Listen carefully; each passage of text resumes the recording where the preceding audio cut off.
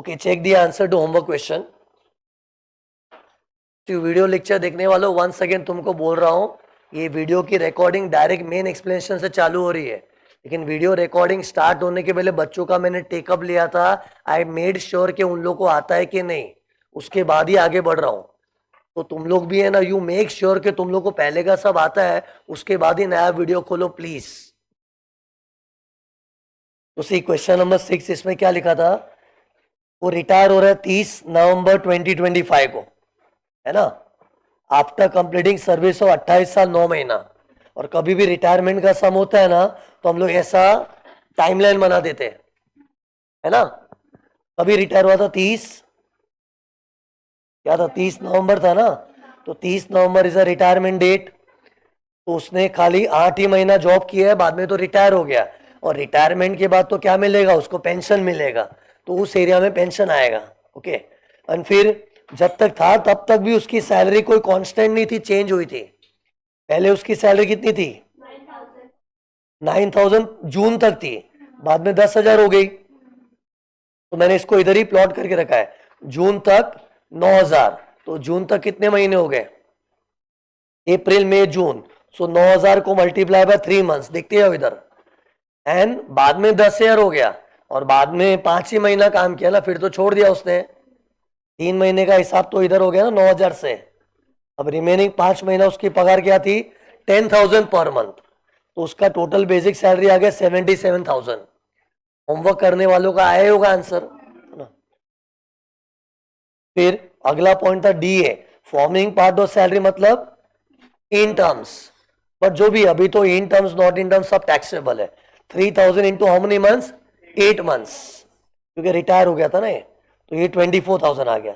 फिर अगले 3 पॉइंट में एक काम करना है, underline the word allowance. In fact चारों में ये देखो, अलाउंस अलाउंस अलाउंस अलाउंस। ये क्यों ध्यान दिया जा रहा है, क्योंकि अलाउंस से तो अपनी थिंकिंग में क्या आएगा, टीसी हट टीसी उधर, उसमें से कुछ हुआ तो एग्जाम, वरना टैक्सेबल। तो सी यूनिफॉर्म अलाउंस अपने टीसी हट टीसी उधर में आता है। तो it is full, sorry not fully exempt, जितना स्पेंड उतना एग्जाम।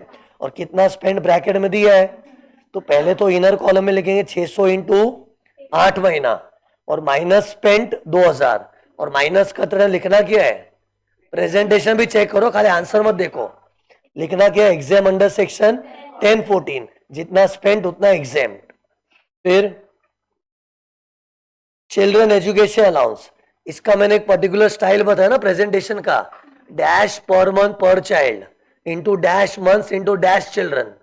फिर लेस एग्जाम अंडर सेक्शन 1014, फिर वापस वही डैश पर मंथ पर child into dash months into dash children. तो सी वैसे मैंने प्रेजेंट किया है, ऐसे 2 बार डैश डैश डैश। तो पहले ऊपर तो क्वेश्चन के हिसाब से लिखना है। क्वेश्चन में क्या दिया था, 400 पर मंथ पर चाइल्ड, 8 ही महीना है ना, और एक ही बच्चा उसका, तो जितना है वही लिखेंगे ना। और नीचे लेस करते टाइम मैक्सिमम 100, और मैक्सिमम मतलब उससे ज्यादा नहीं, कम हो तो कम ही लो, ज्यादा हो तो लिमिट में रहो। और इधर तो 400 ज्यादा हो तो लिमिट में रहो, 100 ही लेंगे। लेकिन बच्चे मैक्सिमम 2 है ना, लेकिन कम हो तो कम ही लो। क्वेश्चन में है ही उसका एक बच्चा, तो लेस में भी एक ही आएगा। तो इसमें 800 माइनस हो गया, आउटर कॉलम 2,400। फिर पेंशन दिया था 900 per month, out of which means out of 900, उसने 70% कम्यूट करवा दिया है। तो टेल मी, 900 में से 70% कम्यूट करवाया 900 में से, तो उस 900 में से 30% क्या हो गया, अनकम्यूटेड। तो पहले अनकम्यूटेड लिख के खत्म करो, क्योंकि वो फुल्ली टैक्सेबल है, सीधा आउटर कॉलम में जाएगा। तो अनकम्यूटेड कितना है, 900 का ही 30%। सी आउट ऑफ विच मतलब उसी में से लेना है। तो कितना है 900 का 30%, तो ये देखो 270 पर मंथ अनकम्प्यूटेड हो गया। इंटू 4 महीना क्यों लिया है, क्योंकि पेंशन तो रिटायरमेंट के बाद मिलता है, और रिटायरमेंट के बाद देखो कितने महीने बचे थे, 4 मंथ्स। ऐसे तो मरते दम तक पेंशन मिलेगा, लेकिन अपना स्टेटमेंट मरते दम तक है, मार्च तक है, मार्च तक। तो मार्च तक खाली 4 ही महीना है ना, तो मल्टीप्लाई बाय 4 महीना, तो 270 इंटू 4 महीना 1080, पूरा आउटर कॉलम टैक्सेबल। और कम्यूटेड तो एग्जेम्प्ट होता है, तो क्वेश्चन में जो दिया है उसके बाजू में 70% लिख दो और नीचे क्रॉस मल्टीप्लीकेशन करना पड़ेगा। अपना सिस्टम क्या था, एम्प्लॉय को ग्रेचुटी मिल रहा है तो 33.33, ग्रेचुटी नहीं मिल रहा है तो 50% और क्रॉस मल्टीप्लाई करेंगे।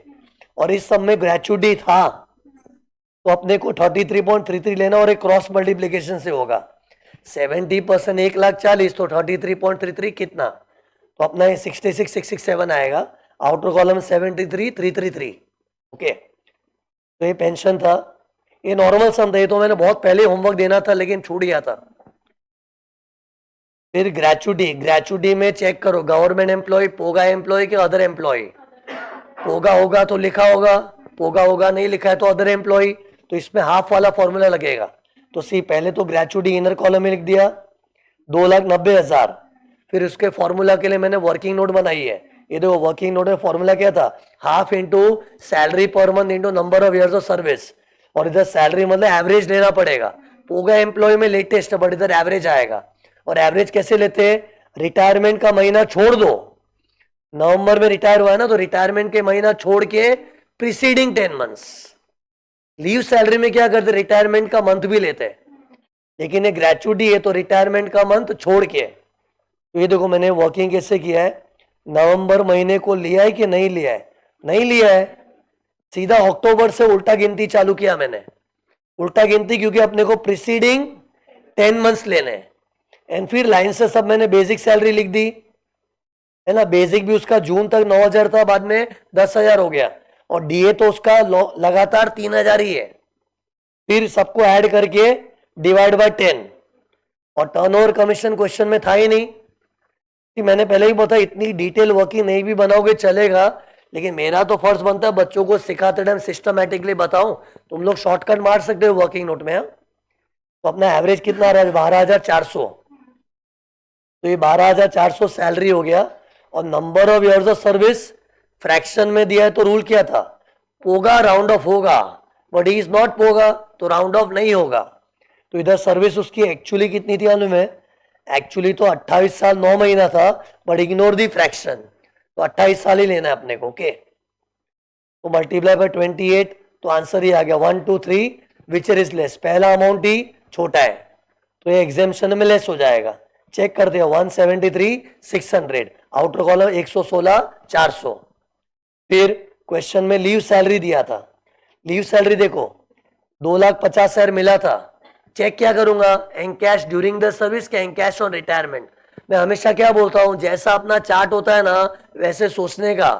कभी धोखा हो गया मालूम नहीं पड़ेगा, अपनी इकलौती एग्जाम में इकलौते टाइम पे धोखा हो गया तो गए काम से। इससे सिस्टमेटिकली जैसा अपना चार्ट है वैसा सोचो। ड्यूरिंग द सर्विस के रिटायरमेंट रिटायरमेंट है, फिर गवर्नमेंट है कि अदर एम्प्लॉय, तो वो 4 अमाउंट्स में से विच इज लेस। और ये क्या लिखा था, ही वॉज एंटाइटल टू 40 दिन छुट्टी।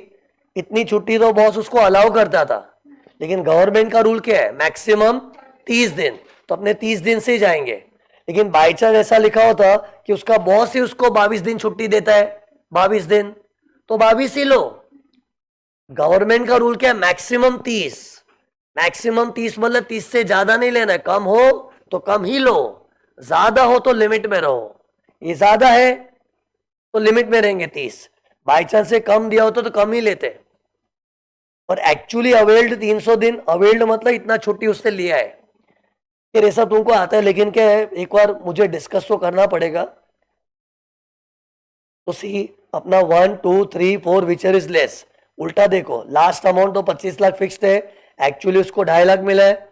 फिर 10 मंथ्स तो ये वाले में फिक्स्ड ही होता है, इनटू एवरेज सैलरी। अब इधर एवरेज सैलरी अलग होता है, इधर रिटायरमेंट का मंथ भी गिनना है। और रिटायरमेंट उसका 30 नवंबर को हुआ है, मतलब नवंबर पूरा काम किया तो नवंबर भी गिनूंगा, नवंबर को गिन के 10 महीना। ये देखो इसका मैंने अलग से किया है, नवंबर को भी गिना है, फिर वहां से उल्टी गिनती करके 10 महीना। और ग्रेचुटी के 10 महीने में नवंबर को इग्नोर किया था। फिर सबको ऐड करके डिवाइड बाय 10, तो इसमें एवरेज इतना आ रहा है 12,500। तो 10 मंथ्स इंटू 12,500 1,25,000। फिर फर्स्ट अमाउंट क्या था, leave credit into average salary. और leave credit, leave allowed minus leave taken. Leave taken तो सब में 300 दिन दिया ही था, और लीव अलाउड ऐसे तो 40 दिन की छुट्टी मिल रही है, लेकिन गवर्नमेंट का रूल है 30 दिन का, तो 30 दिन से आना है। और 30 दिन की छुट्टी सालाना होती है, सालाना। सालाना मतलब 1 साल का है, और उससे कितने साल नौकरी की? 28 साल। तो मल्टीप्लाई करके 840 दिन माइनस लीव टेकन, तो ये लीव क्रेडिट आ गया। और उसको डेज है तो मंथ्स में कन्वर्ट करना पड़ेगा, डिवाइड बाय 30, तो 18 मंथ्स आ गया। तो 18 मंथ्स इंटू एवरेज सैलरी, तो 2,25,000। फिर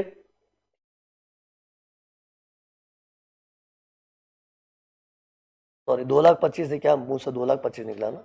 नहीं सॉरी, ये प्रिंटिंग मिस्टेक है। हाँ सॉरी, चारों में से विचर इज लेस तो 1,25,000 है ना। वही बोले 1,25,000 आंसर, 2,25,000 क्यों रहा? ये 2,25,000 है, लेकिन चारों में से विचर इज लेस 1,25,000 आ रहा है। ओके, तो 1,25,000 माइनस हो जाएगा, आउटर कॉलम 1,25,000। फिर क्वेश्चन में क्या लिखा था? Amount receive from RPF fully exempt under section 10, 12, तो प्रोफेशन टैक्स लास्ट में माइनस हो जाएगा। तो ठीक है, ग्रॉस सैलरी इतना आना चाहिए, स्टैंडर्ड डिडक्शन और प्रोफेशन टैक्स इतना, 8 ही महीने का लिया ना प्रोफेशन टैक्स। फिर फाइनल आंसर 371,213, 371,213 टैक्सेबल सैलरी। फिर और क्या होमवर्क था? क्वेश्चन नंबर 11 और 12।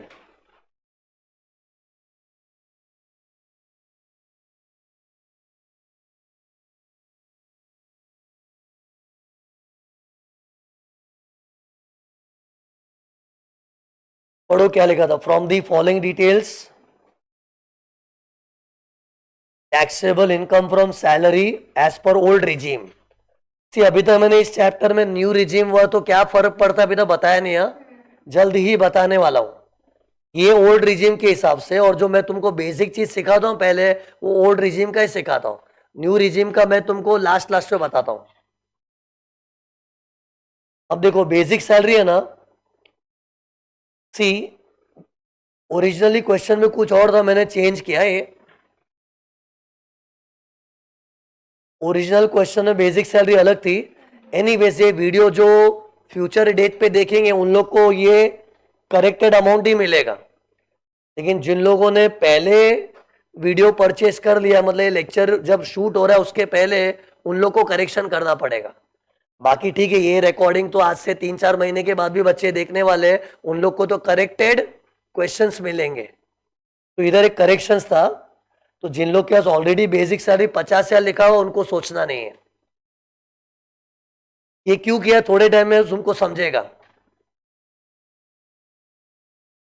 तो इस सब में बेसिक सैलरी को 50,000 पर मंथ लेना था, तो 50,000 पर मंथ, तो ये फुल्ली टैक्सेबल इंटू 12 कितना आ गया? 6 लाख आ गया। देखते हो इधर आंसर 6 लाख। फिर dearness allowance not in terms, अभी ध्यान मत दो, in terms not in terms सब टैक्सेबल है। 4,000 पर मंथ है, तो इंटू 12, सी बिंदास इंटू 12 करो, कि इधर रिटायर नहीं हो रहा है ना, तो पूरे 12 महीने का पकड़ूंगा 48,000। फिर medical bills of his brother paid by employer. See कभी भी ऐसे पेड बाय एम्प्लॉयर लिखा होता है मतलब परक्यूजिट की निशानी है। परक्यूजिट पहचानते कैसे? Paid by employer, reimburse by employer, free, ऐसे शब्दों से मालूम पड़ता है। सी पहचानना जरूरी, क्योंकि बाई चांस मेडिकल अलाउंस लिखा हुआ आया तो अलाउंस की थियरी अलग है ना, ये परक्यूजिट है। और मैंने मेडिकल का परक्यूजिट कैसे सिखाया था? पहले पेशेंट चेक करो, डायरेक्टली चार्ट पे कूद मत जाओ। मेरा जो चार्ट था ना, वो चार्ट में कब घुसना चाहिए अगर पेशेंट ढंग का हो तो? Who should be patient? Employee, spouse, children, dependent parents, brother, sister. तो यहां पेशेंट कौन है? ब्रदर है। अब ब्रदर भी एलिजिबल था, but dependent parent, brother, sister मैंने लिखवाया था नोट्स में, याद है? तो डिपेंडेंट होना चाहिए। कुछ नहीं बोला तो वी विल अज्यूम डिपेंडेंट ही है। ऐसा मैंने एक बार क्लास में बोल भी दिया था कि ब्रदर को लेके कुछ नहीं बोला तो डिपेंडेंट ही अज्यूम करो। एंड सीधी बात है, कोई भी कंपनी है ना, तेरे भाई के बीमारी का पैसा देगी तो डिपेंडेंट होगा तो ही देने वाली है। सो तू मेरे यहाँ पे नौकरी कर रहा है और तेरा भाई खुद अपने पैरों पे खड़ा है, अच्छा खासा कमा रहा है, तो उसके इलाज का पैसा मैं क्यों दूं? मेरे यहाँ पे तो जॉब तू कर है, तेरे भाई का इलाज का पैसा मैं क्यों दूं? हाँ, अगर बॉस ने पैसा दिया है तो जरूर तुम्हारा भाई कोई छोटा मोटा बच्चा होगा, डिपेंडेंट है, कमा धमा नहीं रहा है। वैसा अजम्पशन होना चाहिए, पहले बोला था मैंने, अजम्पशन ऐसा हो जो रीजनेबल लगे। और एक और डायलॉग मैंने बोला था, कभी भी प्रॉब्लम साइलेंट है, मेक पॉजिटिव अजम्पशन। मेरे याद रहते कि नहीं बातें मेरी तुमको। तो इधर पॉजिटिव अजम्पशन करना है कि डिपेंडेंट ही होगा। तो पेशेंट तो एलिजिबल है। अभी चार्ट में घुसो, इन इंडिया है कि आउटसाइड इंडिया? In India. फिर इंडिया, इन इंडिया में क्या चेक करते हैं? सी ग्रे में हुआ तो एग्जाम, वरना टैक्सेबल। तो इधर सी ग्रे वाला हॉस्पिटल नहीं है, नहीं लिखा ना सी ग्रे, तो सी ग्रे नहीं है तो टैक्सेबल। अरे कितने लोग मेरे को इसमें भी डाउट, सर लेकिन ब्रदर तो एलिजिबल है ना। अरे ब्रदर एलिजिबल है तभी तो मैं चार्ट में घुसा ना। लेकिन चार्ट में घुसने के बाद चार्ट को यूज तो कर। अपने चार्ट में कैसा था, in India, outside India. In India में सी ग्रे होगा तो ये एग्जाम, और सी ग्रे होगा तो लिखा हुआ होना चाहिए ना। क्या लिखा हुआ होना चाहिए? कोविड। फुल फॉर्म क्या था सी ग्रे का? Covid, government hospital, recognised hospital, employer's hospital. ऐसा तो कुछ लिखा ही नहीं है, तो डेट मीन सी ग्रे में फिट नहीं हो रहा है, तो टैक्सेबल। तो ये टैक्सेबल है।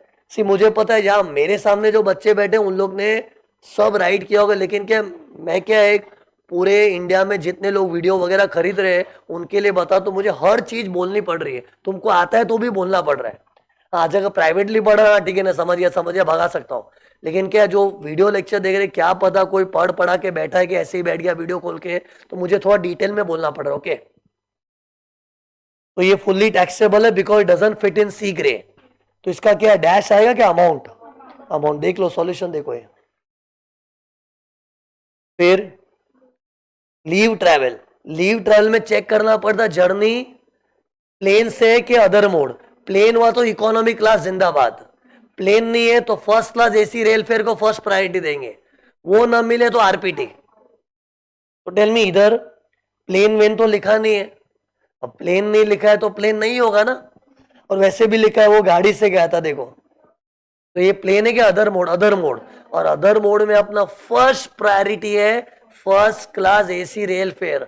वो मिल जाए तो बात ही खत्म। वो मिला क्या है? ये देख दिया हुआ है। तो आरपीटी वाला फेयर फिजूल में दिया है, कंफ्यूजन के लिए, बच्चों को भटकाने के लिए। आरपीटी है क्या? Recognised public transport. लेकिन उसकी नौबत कब आती? जब first class AC rail fare available ना हो तो यहां पर जब first class AC rail fare है तो हम उसी से काम चलाएंगे ना। और उसको भी compare with actual amount spend, दोनों में से विचर इज लेस। और आरपीटी का फेयर इग्नोर करना है। तो प्रेजेंटेशन कैसे आएगा? पहले इनर कॉलम में 25,000 लिख दो, फिर क्या लिखा? लेस, लेस वेस्ट ढंग से लिखा है नहीं, क्या लिखा है? Exam under section 10(5). ये देखो exam under section 10(5), first class AC rail fare और amount spend whichever is less.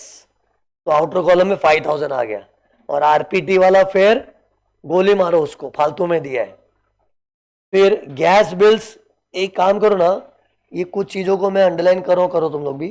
Gas bills paid by employer, LIC premium paid by employer, mediclaim premium paid by employer.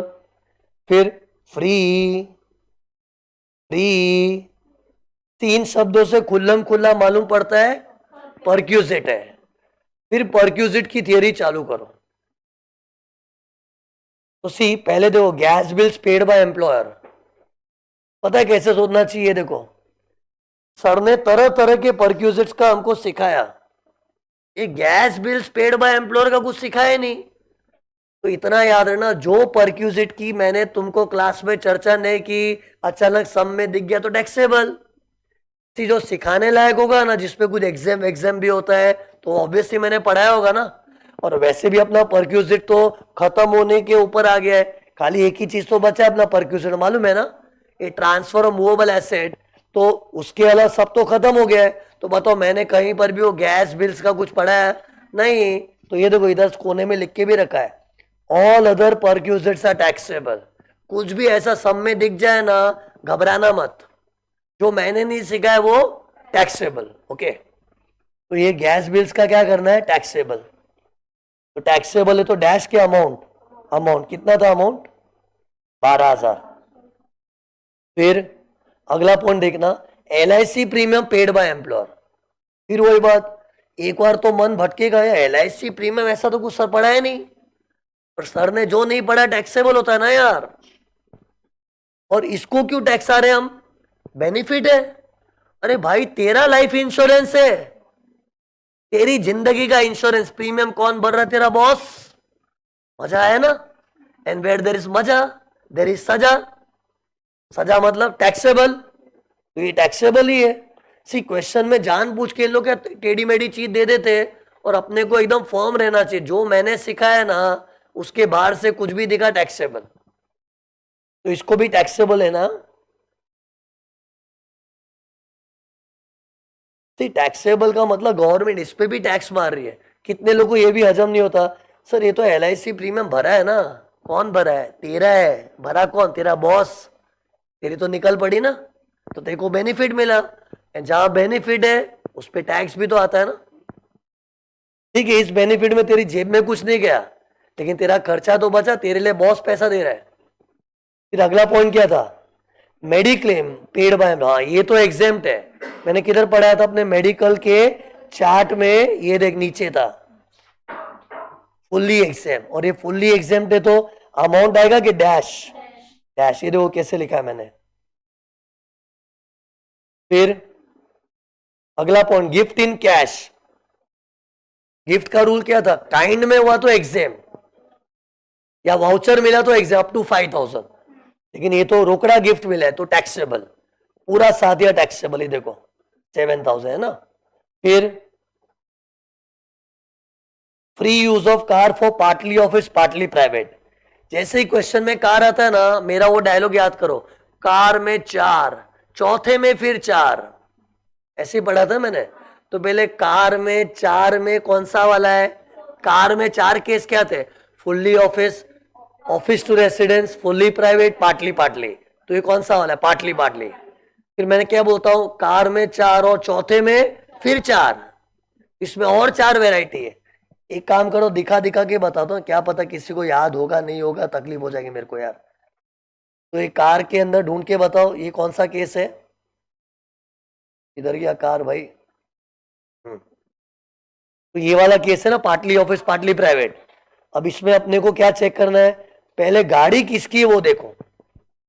गाड़ी हमारी के boss की है। क्या लिखा है? अब फ्री वर्ड लिखा है ना। अरे मुफ्त में यूज करने मिल रहा है, मतलब ऑब्वियसली बॉस की गाड़ी, तभी तो मुफ्त बोला जा रहा है। तेरी गाड़ी अगर तू ही यूज करेगा तो उसमें फ्री का कौन सा एहसान है? फ्री फ्री बोला है मतलब एम्प्लॉयर ने गाड़ी दी तब जाके बोलता है ये ले चल मेरी गाड़ी फ्री में यूज कर। तो फ्री वर्ड से क्या एहसास हुआ कि ये कार ओन्ड बाय एम्प्लॉयर है। अब आगे देखना है, पेट्रोल वेट्रोल का खर्चा कौन भर रहा है, वो क्वेश्चन में देना पड़ता है। कुछ नहीं दिया तो क्या सोचेंगे, जब बॉस ने गाड़ी दी है तो पेट्रोल की पैसे भी वही दे रहा होगा। कुछ ना दिया हो तो, यहां कुछ दिया है? नहीं दिया, दिया ही नहीं ले। तो ऐसे में क्या इमेजिनेशन आना चाहिए, जब बॉस ने गाड़ी दे दी है तो पेट्रोल के पैसे भी वो लोग नहीं दिए होंगे। और होता है बड़ी बड़ी कंपनियों में क्या है, उन लोग तुमको कार फैसिलिटी देते हैं, पेट्रोल वेट्रोल भी वो लोग ही भरवा देते हैं, विच इज वेरी नॉर्मल। तो गाड़ी तो एम्प्लॉयर की, वो तो फ्री वर्ड से समझ गया, एक्सपेंसेस के लिए एक्चुअली बोला नहीं है। सो वी शुड अज्यूम कि वो भी एम्प्लॉयर पे कर रहा है। तो मतलब ये वाला सिचुएशन हो गया। अब मेरे मन में दुविधा क्या है, 1800 लू के 2400? उसका भी मैंने क्या बताया, कुछ नहीं बोला ना, अप टू 1600 सीसी वाला गाड़ी अज्यूम करा करो। तो ज्यादातर जो रास्ते में अपने को गाड़ियां दिखती है ना, उसका engine capacity up to 1600 CC होता है, और जो ज्यादा कॉमनली दिखता है वही अजम्पशन होना चाहिए। तो अपने तो 1800 पकड़ के चलेंगे, 1800 पर मंथ। लेकिन इसमें 900 रुपया ड्राइवर का कब जोड़ेंगे? अगर क्वेश्चन में ड्राइवर का जिक्र किया हो तो। नहीं दिया तो जबरदस्ती ड्राइवर भी मत चेप दे। ड्राइवर का फैसिलिटी मिलना एक विशेष चीज है, वो तो स्पेशली बताना पड़ेगा ना यार। जैसे एक एग्जाम पता है कैसे आया था, शॉफर ड्रिवन कार। ये वर्ड तुम लोगों ने सुना भी नहीं हो कितने लोगों ने। शॉफर है फ्रेंच वर्ड है, मेरे को पता है क्योंकि मैंने बचपन में स्कूल में फ्रेंच लिया था। शॉफर ड्रिवन कार, शॉफर वाला ड्राइवर। एग्जाम में भी दे देते, भरोसा नहीं है तो कभी शॉफर ड्राइवर लिखा है मतलब ड्राइवर ही है अपना, तो 900 रुपया और बढ़ा देंगे। लेकिन हमारे होमवर्क सब होमवर्क करने वाले देखे होंगे, ड्राइवर का तो कोई जिक्र भी नहीं किया है, तो मैं तो अपना प्लेन 1800 लेके चलूंगा। 1800 पर मंथ, सो मल्टीप्लाई बाय 12, कितना आया 21,600।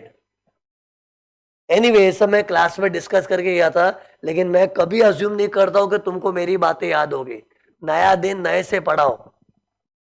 तुम लोग को याद है ना, ये पॉइंट तो डिस्कस किया था, ये दो 21,600। फिर अगला point, free club facility. Again तुमको सोचना चाहिए क्लब व्लब का तो सर कुछ पढ़ा है नहीं, लेकिन जो परक्यूजिट्स मैंने तुम्हें नहीं पढ़ाया है वो टैक्सेबल। मैंने तुमको कौन कौन से परक्यूजिट सिखाए बताओ? कम लाइट, CUMLIEGHT, उनमें का कोई है तो ठीक है, कुछ खास चीज सर ने पढ़ाई भी होगी, लेकिन ये तो मेरे थियरी में आए नहीं, तो टैक्सेबल। तो आउटर कॉलम में पूरा 15,000 देखो, कॉपी किया सीधा। फिर एक बीच में घर का पॉइंट आ गया। मैंने तुमको घर लेक्चर क्या बोला था? घर का पॉइंट एकदम लास्ट में सॉल्व करो, एकदम लास्ट में। हाँ, अरे क्योंकि उसमें बड़ा भक्कम अपने अच्छी तरह कैलकुलेट कर पाते ना, तो इसको मैं बोलूंगा एक बार होल्ड पे रहे, तेरे को बाद में देखता हूं, पहले अगला पॉइंट निपटाओ। बोनस, बोनस का रूल क्या? रिसीव्ड होगा तो टैक्सेबल, कुछ नहीं बोला तो मेक पॉजिटिव अजम्पशन, रिसीव्ड ही हुआ होगा और टैक्सेबल। तो टैक्सेबल मतलब ये देखो 20,000 आ गया। तो बस अभी एक चीज की तलाश हमें, वैल्यू ऑफ हाउस। इसके लिए देखो खाली जगह रखी इधर। अब ये कैसे करना चाहिए? तो इसके लिए मैंने तरकीब क्या बताई? जैसा मेरा चार्ट वैसी अपनी सोच होनी चाहिए, ये सोच से डिसाइड करेंगे। तो एक बार का रीड कर लेते, सब में क्या बोला है, क्या लिखा? He is provided with a flat in Mumbai, flat की कॉस्ट 10 लाख है और उसका फेयर रेंट 1,20,000 है। फेयर रेंट मतलब मार्केट में क्या भाड़ा चल रहा है, और ये तो फ्लैट की कीमत ही दे दी है। सी क्वेश्चन में क्या दे रहे, मैंने क्या, मेरा डायलॉग याद है क्या बोलता हूं मैं? Don't go as per the sum, go as per our system. And what does our system say? एक से मेरा सिस्टम ये रहा कि पहले बच्चे को चेक करना है कि वो गवर्नमेंट एम्प्लॉय कि अदर एम्प्लॉय। चेक कर, देख के मालूम पड़ेगा। गवर्नमेंट एम्प्लॉय तो बोलेंगे ना यार, नहीं बोला है तो अदर एम्प्लॉय। अब उसमें दो बातें, ओनेला घर के रेंटेला घर। ये समझ है मेरा लैंग्वेज? ओनेला घर मतलब कंपनी का ओन प्रॉपर्टी तुमको अलॉट किया है, और रेंटेड हाउस मतलब कंपनी ने रेंट पे लेके तुमको दिया है। तो ये ओन है कि रेंटेड? इसका मैंने क्या बताया, कुछ नहीं दिया है ना, तो अपने को ओन ही मान के चलना है। रेंटेड प्रॉपर्टी हुआ ना, ये देख ये चीज दी होगी क्या, रेंट पेड बाय एम्प्लॉयर लिखा होगा, वो चेक कर ले खाली। क्या कि कहीं एम्प्लॉयर रेंट वेंट तो नहीं भर रहा है इस घर का? ये देखो कहीं लिखा है कि एम्प्लॉयर रेंट भर रहा है। सी फेयर रेंट तो मार्केट में क्या भाड़ा चल रहा है वो, मीन्स तुम्हारा बॉस रेंट भर रहा है ऐसा बोला नहीं ना, तो ओन हाउस। सीए में तुमको थोड़ा स्ट्रेस करके क्यों बोल रहा हूं, क्योंकि मैंने पास्ट में देखा है कितनी बार लोगों का डाउट आता है, सर कैसे मालूम पड़े ओन हाउस के रेंटेड हाउस? एक ही बार में समझ जा जिंदगी भर के लिए, रेंटेड हाउस हुआ तो रेंट पेड बाय एम्प्लॉयर लिखा हुआ आएगा, ओके। और वो नहीं दिया है तो ओन, तो ये ओन हाउस हो गया। अरे तो अभी टेंशन क्या हो गया? परसेंटेज कौन सा लो? 5%, 7.5 के 10, पॉपुलेशन में निर्भर करता है। और इधर पॉपुलेशन ने मुंबई में फ्लैट मिला है बोला है, ये देख होमवर्क करने वाला देखा है ना, मुंबई में फ्लैट, और मुंबई की पॉपुलेशन तो करोड़ों में। और अपना रूल क्या था, 40 लाख से ऊपर पॉपुलेशन तो सीधा 10% लो, और मुंबई की पॉपुलेशन तो करोड़ में है, ओके, तो 10% ले सकते हैं। सी मुंबई है ना, इसलिए बच्चों से एक्सपेक्ट करते इतना तो मालूम होना चाहिए। हाँ बाकी कोई छोटा मोटा सिटी दिया हो ना, वाराणसी, वापी, ऐसा कुछ, तो इन लोग पॉपुलेशन क्वेश्चन में ही प्रोवाइड करेंगे। तो 10% ले लू। 10% किसका लेना है? बड़ा भक्कम। फिर फर्नीचर का सब में कुछ दिया है? नहीं दिया है तो गोली मारो। फिर बॉस अपने से कुछ मांग वांग रहा है क्या? वो भी नहीं दिया तो उसको भी गोली मारो। तो सीधा सैलरी का 10% लेना है। तो सी इसकी वर्किंग नोट कैसे बनेगी? ये देखो वैल्यूएशन हाउस, लाइन से मैं क्या करूंगा, पहले बड़ा भक्कम कैलकुलेट करूंगा, फिर उसका 10% ले लेंगे। तो बड़ा भक्कम में बी क्या है, कितना दिया है, 6 लाख, 6 लाख था बेसिक सैलरी, ये देखो 6 लाख था। टेल मी बड़ा भक्कम के आंकड़े तुम कहां से ढूंढते हो, क्वेश्चन में से उठाते हो कि आंसर में से? आंसर में से उठाया करो, ज्यादा इजी रहता है वो। तो ये बेसिक सैलरी 6 लाख है, उठा लो 6 लाख वहां से। फिर बड़ा भक्कम में डी क्या था, D A in terms, question में इन टर्म्स वाला नहीं था ना, तो नहीं लेंगे। फिर बड़ा भक्कम में ए क्या था, अदर टैक्सेबल अलाउंस। तो ये देखो चेक करो अपने क्वेश्चन में कोई अलाउंस था क्या, चेक होगा तो दिख जाएगा ना यार, कहीं पर भी मुझे तो नहीं दिख रहा है कोई अलाउंस। और अलाउंस तो है ना, होगा तो अलाउंस लिख के आएगा स्पेलिंग के साथ, अलाउंस नहीं दिया ना तो भी डैश।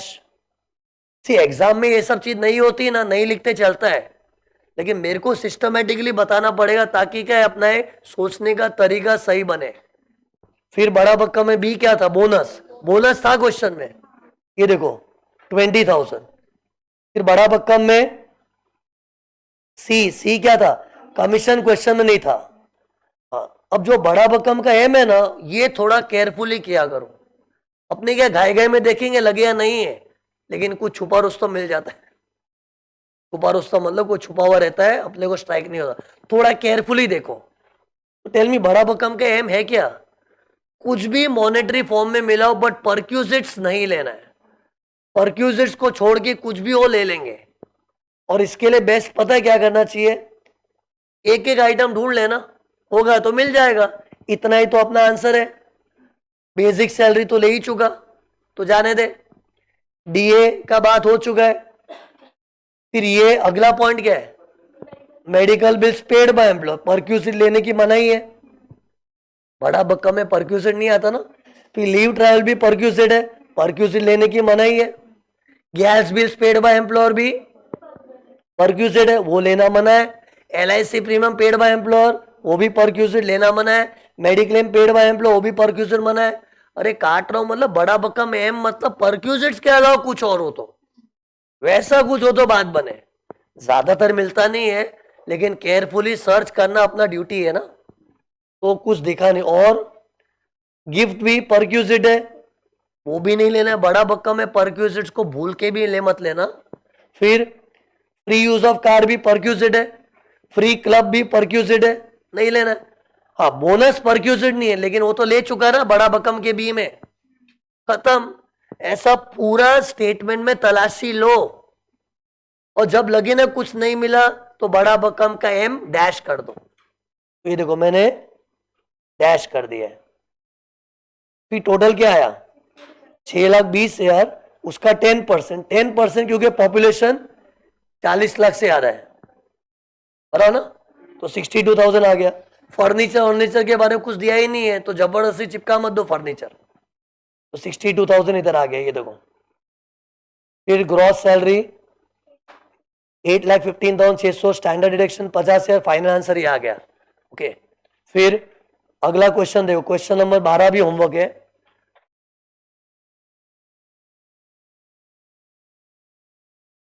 क्वेश्चन नंबर 12 में बेसिक सैलरी 60,000 पर मंथ, 60,000 पर मंथ, सो मल्टीप्लाई बाय 12, तो कितना आ गया, 7,20,000, करेक्ट। फिर से ना,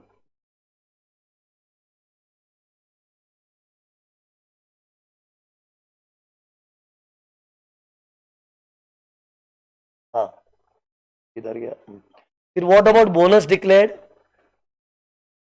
डिक्लेयर्ड बोला है तो मतलब सिर्फ डिक्लेयर हुआ है, रिसीव तो नहीं हुआ ना, तो नॉट टैक्सेबल। बोनस का रूल क्या है, रिसीट बेसिस पे टैक्सेबल। चलो सिर्फ बोनस लिखा होता ना तो अज्यूम भी कर लेते रिसीव हो गया होगा, ठीक है। डिक्लेयर्ड बोला है मतलब फिर डिक्लेयर ही हुआ है ना, खाली रिसीव नहीं हुआ है, तो नॉट टैक्सेबल। तो इसको क्या अमाउंट लू के डैश करूं, ये तो डैश किया है। ब्रैकेट में लिख सकते हैं not taxable because not received, ऐसा कारण लिख दोगे तो ज्यादा बेहतर है। मेरे आंसर में लिखा हुआ दिख नहीं रहा है, लेकिन लिखना बेहतर है। क्या लिखना चाहिए, not taxable because not received.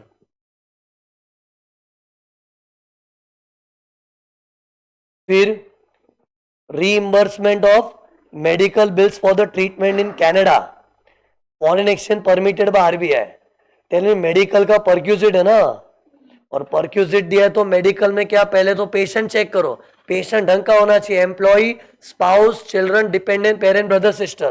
तो इधर पेशेंट कौन है, कुछ नहीं बोला, तो एम्प्लॉय का इलाज हुआ होगा तो चलेगा. अब इन इंडिया क्या आउटसाइड इंडिया, आउटसाइड इंडिया.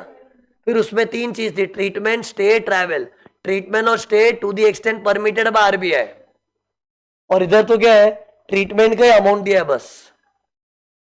ये तो ट्रीटमेंट, स्टे, ट्रैवल 3 चीज होती है ना. इधर ट्रीटमेंट ही है तो ठीक है ना, 1 लाख मिला है ट्रीटमेंट का, लेकिन अमाउंट परमिटेड बाय आरबीआई 80,000, तो उतना ही माइनस करेंगे. तो ये देखो प्रेजेंटेशन चेक करते हो, exam to the extent permitted by RBI. फिर free use of car for fully private. Car में 4, उन चारों में से ये कौन सा है, तीसरा केस है. 4 केस क्या थे, fully office, office to residence, fully private, partly partly. तो फुल्ली प्राइवेट है ना, तो इसमें मैंने कैसे सिखाया था, बताओ बताओ कैसे सिखाया था. फुल्ली प्राइवेट में डेप्रिसिएशन ले लो, फिर रनिंग एंड मेंटेनेंस एक्सपेंस अगर एम्प्लॉयर भर रहा है तो, ड्राइवर का सैलरी भी अगर एम्प्लॉयर दे रहा है तो एक एक करके देखो. पहले क्या क्या दिया है क्वेश्चन में, गाड़ी का कॉस्ट दिया है तो डेप्रिसिएशन तो ले ही लो, 10% पर एनम, तो 7 लाख का 10% 70,000. फिर रनिंग एंड मेंटेनेंस का क्या लिखा है, पेड बाय एम्प्लॉयर. वाह, एम्प्लॉयर भर रहा है तो खुशी हो रही है, तो इसको शामिल करो, तो ये भी ऐड हो जाएगा. तो सी 2 ही चीज थी, ड्राइवर का कुछ नहीं दिया तो छोड़ो ना. तो क्या है आंसर, 90,000. ये देखो 90,000 फ्री यूज ऑफ कार. फिर एक सेकेंड, अगला पॉइंट क्या, कन्वेंस अलाउंस.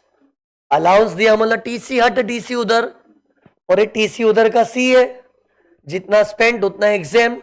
तो पहले अंदर के कॉलम में लिख दो, बाद में लेस क्या लिखेंगे, एग्जाम अंडर सेक्शन 10-14, और जितना स्पेंड उतना एग्जाम. देख लो फटाफट, ये कन्वेंस अलाउंस बराबर ना. फिर लास्ट पॉइंट क्वेश्चन में क्या था, हाउस का था. हाउस का तो वैसे भी अपने को लास्ट में सॉल्व करना है, ये तो खैर क्वेश्चन में भी लास्ट ही है. टेल मी, हाउस में सबसे पहले बच्चों को क्या चेक करना चाहिए, बता दो फटाफट. गवर्नमेंट एम्प्लॉय है कि अदर एम्प्लॉय है, तो अपने सब में गवर्नमेंट तो नहीं है, अदर एम्प्लॉय. अब चेक करना है, ओनेला घर के रेंटेला घर. ओनेला मतलब कंपनी ने ओन प्रॉपर्टी दिया है कि रेंटेड प्रॉपर्टी दिया है. मैंने अभी अभी क्या बोला था, रेंटेड हुआ तो रेंट पेड बाय एम्प्लॉयर देंगे, तो पहले उसी पे अटैक करना. ये देख दिया है, कुल्लम कुल्ला दिया है, आंख खुली होनी चाहिए उसके लिए बस. रेंट पेड बाय एम्प्लॉयर मतलब एम्प्लॉयर खुद भी रेंट पे लिया है, फिर तुझे फोकट में दिया है. अपने को फोकट है, इधर एक रेंट फ्री लिखा है ना, लेकिन एम्प्लॉयर कंपनी ने रेंट पे लेके तुमको फ्री में दिया है. तो ये कैसा सिचुएशन हो गया, रेंटेड. और इसमें रूल क्या है, 10% ऑफ बड़ा बक्कम और रेंट पेड बाय एम्प्लॉयर विचर इज लेस. एक से ना, इधर क्वेश्चन में पॉपुलेशन दिया 18 लाख, गोली मार उसको, ये लल्लू बना रहे ये लोग. पॉपुलेशन देखूंगा मैं, अरे यार ये देख, रेंटेड हाउस में तो कितनी भी पॉपुलेशन और फिक्स्ड 10% लेना है, और rent paid by employer. Tell me, population according कब जाते हैं, ओन हाउस प्रोवाइड किया हो तो. अब कितने लोग का थिंकिंग भी गलत होता है, लेकिन सर क्वेश्चन है पॉपुलेशन दिया है, यार बार बार एक ही चीज बोलो, don't go as per the sum, go as per my system. सम तो बना ही कंफ्यूजन के लिए होता है, लेकिन मेरा सिस्टम कंफ्यूजन के लिए, बच्चों को मार्गदर्शन बताने के लिए मैं पढ़ाता हूं इधर, है ना. तो इसको फॉलो करो. और एक बार जैसे मालूम पड़ा रेंटेड हाउस है, तो मेरा माइंड फिक्स्ड हो गया, 10% ही लेना है, भाड़ में गई पॉपुलेशन इंफॉर्मेशन. तो इसको बोलेंगे ये कंफ्यूजन के लिए दिया, कंफ्यूजन, कंफ्यूजन के लिए मतलब. तो क्या करूं, क्या बताओ, बड़ा भक्कम निकालूंगा, उसका 10% और रेंट पेड बाय एम्प्लॉयर दिया विचर इज लेस कर देंगे. फर्नीचर का कुछ दिया है सब में? नहीं। होमवर्क करने वाले देखे होंगे, कुछ दिया ही नहीं है। और बॉस अपने से कुछ चार्ज कर रहा है क्या? नहीं। सी ये जो दिया है ये तो बॉस भर रहा है, वो दिया है। अपने से कुछ चार्ज कर रहा है क्या बॉस? नहीं, वो तो नहीं दिया है। तो इसका देखो वर्किंग कैसे होगा, ये देखो मैंने किया है इधर। बताओ, पहले इधर बड़ा भक्कम का सी हाउस के वैल्यूएशन का फॉर्मेट ही बना लो ना। लाइन से बड़ा भक्कम बनाओ, फिर डिपेंड्स। ओनेला घर होगा तो पॉपुलेशन के हिसाब से परसेंटेज, रेंटेड हुआ तो फिक्स 10 और compare with rent paid by employer which is less. तो बेसिक सैलरी कितनी थी? 7,20,000। डीए था ही नहीं। फिर बड़ा भक्कम में ये क्या है? अदर टैक्सेबल अलाउंस ढूंढने का। और मैंने क्या लगा, क्वेश्चन में से तलाशने का क्या आंसर में से? आंसर में से तलाशो। Allowance allowance allowance allowance allowance allowance allowance allowance, ये रहा अलाउंस। मिला मेरे को, मिला मेरे को, मिला मेरे को, मिला। और उसका भी आउटर कॉलम का आंकड़ा लेना, अदर टैक्सेबल अलाउंस। ओके, तो 13,000 आएगा। कभी कभी तो दो तीन भी होते हैं तो सब लिखने पड़ते हैं, इधर एक ही था कन्वेंस अलाउंस। फिर बड़ा भक्कम में बी बोनस था, लेकिन लेने लायक नहीं था। लेने लायक तब कब हो, जब रिसीव्ड हो तो ना, तो होके भी नहीं बराबर है। कमीशन है ही नहीं सब में। फिर बड़ा भक्कम का एम अदर मॉनेटरी इनकम में मुझे आंसर नहीं चाहिए, तरीका बताओ कैसे करोगे। आंसर में ना एक एक चीज छान मार, कुछ भी मॉनेटरी इनकम मिला परक्यूजिट छोड़ के तो ले लूंगा। आओ देखते हैं। बेसिक तो ले ही चुका हूं, बोनस लेने लायक नहीं था। मेडिकल ये तो परक्यूजिट है, परक्यूजिट बड़ा भक्कम में मना है। फ्री यूज ऑफ कार भी परक्यूजिट है, बड़ा भक्कम में लेना मना है। कन्वेंस अलाउंस का तो सोच लिया लेने का, कुछ बचा ही नहीं ना। तो बड़ा भक्कम का एम कुछ नहीं है। तो कितना आया? 7,33,000। इसका 10% 73,300 compare with rent paid by employer जो कि सब में 1,14,000 था। फिर विचर इज लेस, तो छोटा कौन? 73,300। तो ये अमाउंट जाएगा इधर, ये देखो आंसर आया। फिर ग्रॉस सैलरी 9,16,300 स्टैंडर्ड डिडक्शन। और ये जब कभी मैं ऐसे होमवर्क डिस्कस कर रहा होता है ना, मेरे अंदर मान लो एक बेचैनी क्या चल रही होती है, वीडियो लेक्चर वालों ने होमवर्क किया होगा कि नहीं। प्लीज कर लिया करो ना यार, तुम्हारा ही भला होगा, मेरे को तो क्या ही फर्क पड़ेगा बताओ। मैं तो रिकॉर्ड करके भेज दूंगा, पढ़ो ना पढ़ो मेरे को क्या फर्क पड़ेगा। फिर भी अगर बोल रहा हो वीडियो लेक्चर वालों, तो इसको थोड़ा सिंसियरली लो ना प्लीज।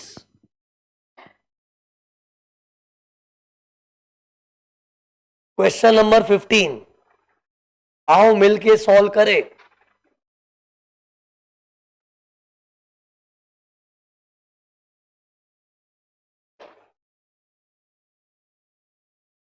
क्वेश्चन नंबर 15, स्टेटमेंट बना के रेडी रखो।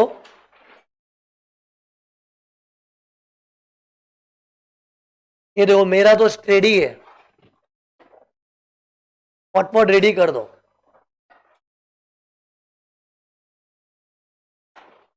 सी तुम लोग को इसकी जो बुक है ना, कॉन्सेप्ट बुक और क्वेश्चन बुक दोनों मिलेगी। सी मेरा सब्जेक्ट ऐसा है ना कि उसमें चेंजेस अचानक कभी भी आते रहते हैं। उसको क्या है, थोड़ा इतना फटफट नहीं दे। तेरा अकाउंट्स वकाउंट्स पढ़ा रहा होता ना, तो मेरी पहले की इतने साले पुरानी बुक भी पकड़ा देता मैं। लेकिन इसमें क्या, टैक्सेशन में अपडेट्स बहुत आते हैं ना,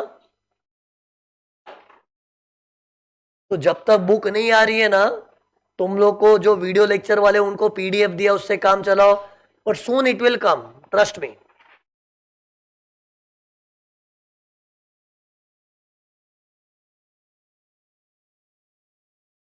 और आईपैड नोट्स से फेस टू फेस बच्चे तो लिख रहे हैं, लेकिन वीडियो लेक्चर वालों, वो जो आईपैड की मेरी जो नोट्स होती है ना प्रॉपरली, ये देखो ये सब चीज अच्छी तरह नीटली लिखा करो। हाँ, थोड़ा वीडियो लेक्चर वालों से बात करना पड़ता है बीच में यार। ओके रेडी, चालू करते हैं। First point, basic salary 80,000 per month taxable, फटफट लिखो। जो सिंपल है जल्दी से हटाओ। 80,000 इंटू 12,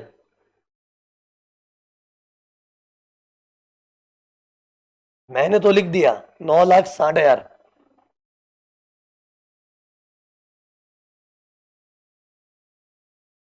फिर DA not forming part of salary, मतलब नॉट इन टर्म्स। अब डीए तो in terms not in terms दोनों ही टैक्सेबल तो है ही ना। 9,000 इंटू 12 महीना,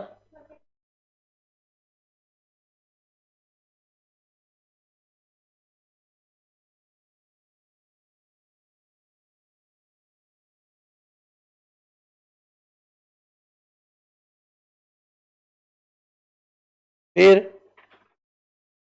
बॉस से लोन लिया है और बॉस अपने को 2% इंटरेस्ट चार्ज कर रहा है, जबकि स्टेट बैंक का मार्केट में रेट कितना, 8%। और ये कौन सी थियरी काम आई, इंटरेस्ट बेनिफिट। तो टेल मी, इधर मेरे को आंसर नहीं चाहिए, सोचने का तरीका बताओ।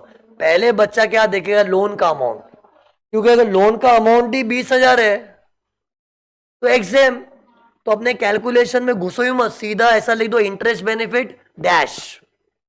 लेकिन 20,000 तक क्या लोन हुआ, तो 20,000 तक वाला इधर कितना है 75,000, तो इट इज एग्जाम के टैक्सेबल, टैक्सेबल। और टैक्स लोन पे नहीं आता, लोन तो मेरा कर्जा है भाई, उस पे जो इंटरेस्ट का मजा मिला ना उस पे आएगा। तो इस पे इंटरेस्ट बेनिफिट कैसे निकालेंगे, एसबीआई का रेट 8%, बॉस कितना चार्ज करा 2%, तो डिफरेंस 6% मेरा बेनिफिट है, 6%। तो निकालो 75,000 का 6%,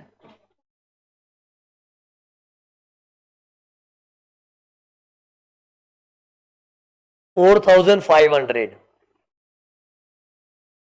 ऐसा वर्किंग दिखा हुआ है, 75,000 ब्रैकेट में इंटू करके ब्रैकेट में SBI rate minus actual rate. See interest free loan लिखा होता है, इंटरेस्ट फ्री, तो एक्चुअल रेट बॉस 0% चार्ज कर रहा है, इंटरेस्ट फ्री मतलब बॉस 0% इंटरेस्ट चार्ज कर रहा है, तो मैं 8 माइनस 0 कर देता। ये सब तो पहले किए हम लोग। अगला point, free use of music system. Use word को कुछ कर दो, काट मत देना।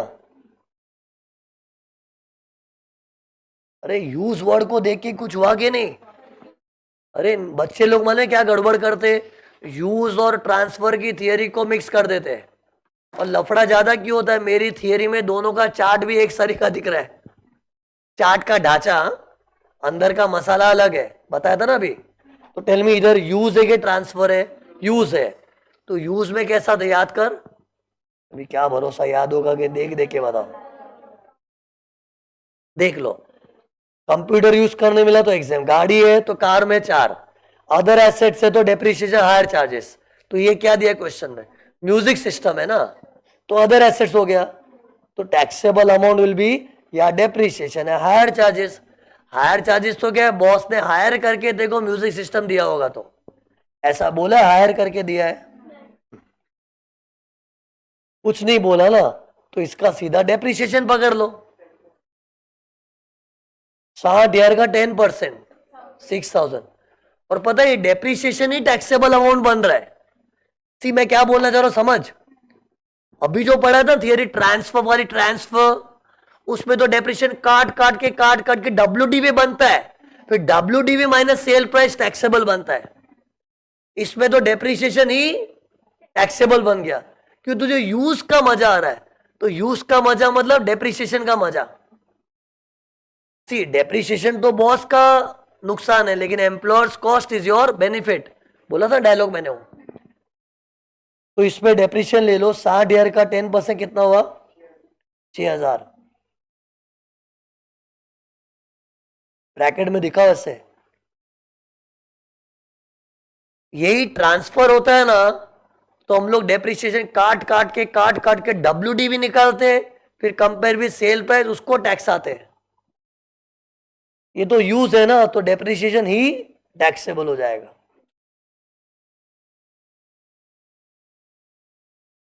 अब गौर किया जाए,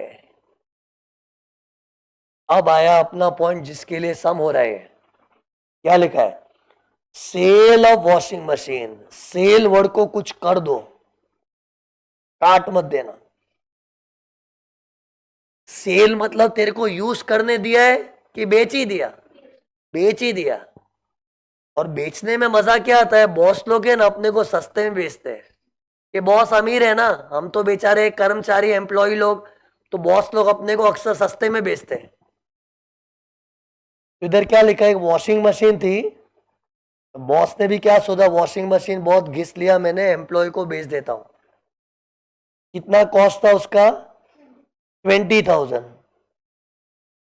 टेल मी ऑन 8 जून क्या है, इस दिन बेचा है, सेंटेंस पर ध्यान से, sale of washing machine on 8 June at 1,000। At 1,000 मतलब 1,000 में निकाल दिया, बेच दिया। और ये वॉशिंग मशीन बॉस ने खुद ने कब खरीदी थी, 4 अप्रैल 2021 को। अरे बहुत कीमती तारीख है। अरे कभी बॉस ने खरीदा था उसको इतना कीमती क्यों बोल रहा हूं, तभी से तो गिनती चालू होता है, टाक टाक टाक टाक ऐसे नंबर ऑफ इयर्स बनाते ना। मैंने कैसे सिखाया था, देखो ये इधर अपने को स्टार्ट ही इससे करना है, परचेज डेट। तो बताओ कैसे करोगे, थोड़े टाइम में तुम लोग ओरली भी कर पाओगे। अभी एक बार पहला समय ओरली स्टाइल नहीं मारते अपने, जैसे मैंने किया था ना, ऐसा वर्किंग बनाते ना। अरे ऐसी वर्किंग करो, तुमको मन में कैलकुलेशन आ भी गया ना, तो भी वर्किंग करो ना मेरी खातिर, ऐसी वर्किंग चालू करो। शुरू कहां से करना है, अरे इधर परचेज कब हुआ था वॉशिंग मशीन, 4 अप्रैल 2021। एक एक साल बनाने आएगा। टेल मी 4 अप्रैल को साल चालू होता है तो ईयर एंडिंग डेट क्या आता है, ईयर का एंडिंग डेट हमेशा पीछे वाला दिन होता है, तो 4 अप्रैल के पीछे 3 अप्रैल। तो ये देखो, करो चालू, मैंने तो किया हुआ है, तुम लोग चालू करो। एक से इधर थोड़ी अंदाज से थोड़ी लाइनें छोड़ दो। अरे वर्किंग नोट में आ रहे ना, कुछ लाइनें छोड़ के वर्किंग नोट में चलो।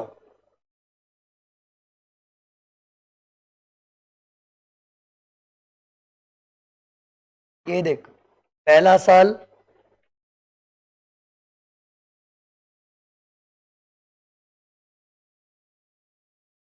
मैंने फर्स्ट ईयर दिखा दिया, अभी आगे खुद बढ़ो तुम लोग।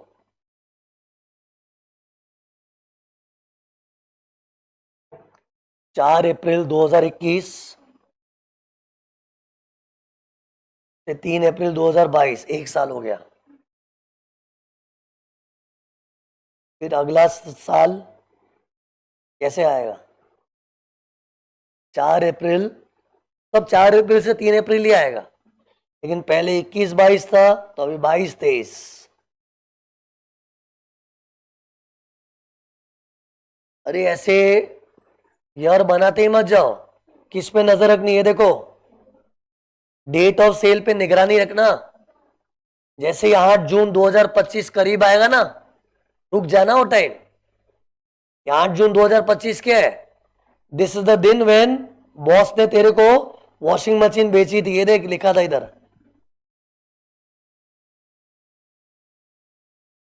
तीसरा साल क्या आ रहा है, 23-24, अभी भी सेल का दिन दूर है। अगला साल 4 अप्रैल 24 से 3 अप्रैल 25, बस हम लोग करीब आ ही रहे।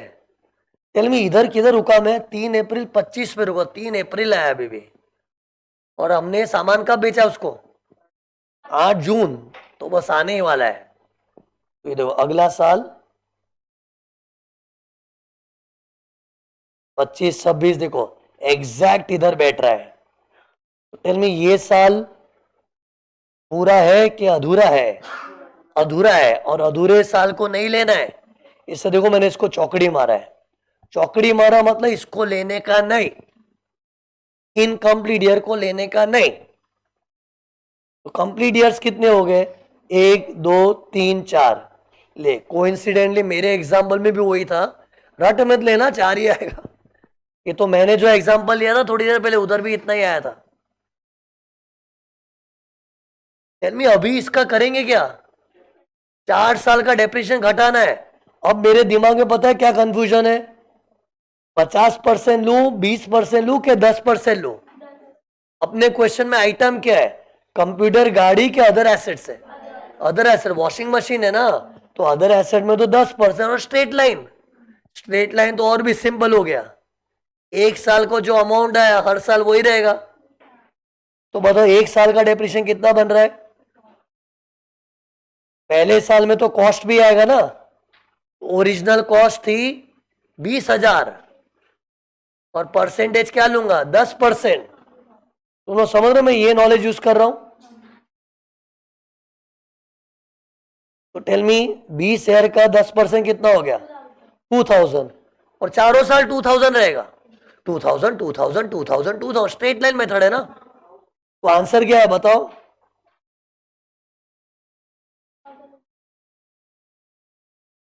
चार साल का डेप्रिसिएशन 2,000 इंटू 4, तो original cost minus W, sorry minus depreciation is equal to W. तो ये डब्ल्यू आ गई।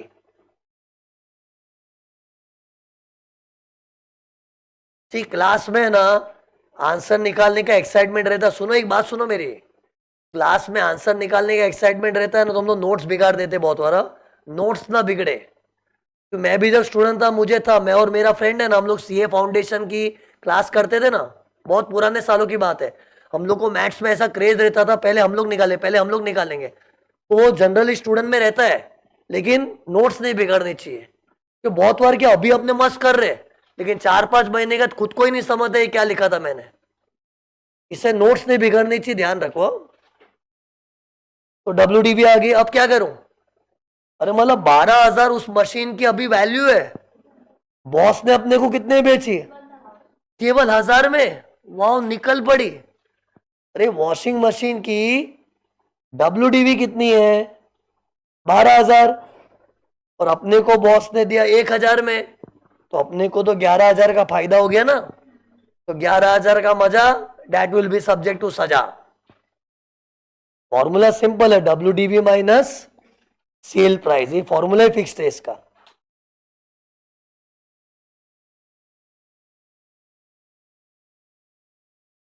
तो ये देखो इधर आ गया,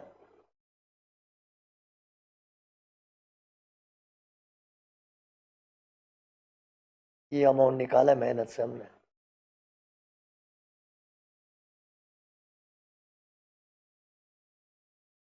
$11,000। फिर अगला पॉइंट देखो क्या है, rent free furnish accommodation. Accommodation मतलब घर, घर के आते ही क्या बोलना चाहिए तेरे को? लास्ट में देखूंगा, तो इसको अभी छेड़ने का नहीं, पहले बाकी चीजें निपटाओ, बाकी चीजें निपटाओ। Free use of laptop, use word को कुछ कर दो, use. Tell me laptop boss ने बेचा है कि यूज करने दिया है? ये देख ये वाला चार्ट, तो यूज करने मिला, तो यूज की थियरी में लैपटॉप तो एग्जेम्प्ट है ना, तो अमाउंट आएगा कि डैश डैश। तो ये देखो, free use of laptop dash,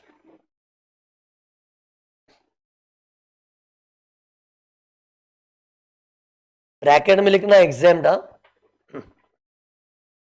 फिर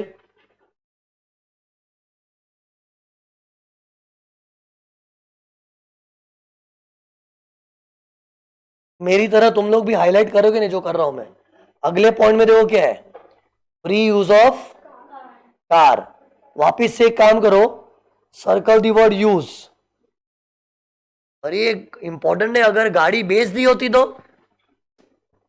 अरे तो ट्रांसफर वाली थियरी लगती ना, कि डेप्रिशिएशन काट काट के डब्ल्यू निकालो माइनस सेल प्राइस, वो अमाउंट टैक्स आना पड़ता है।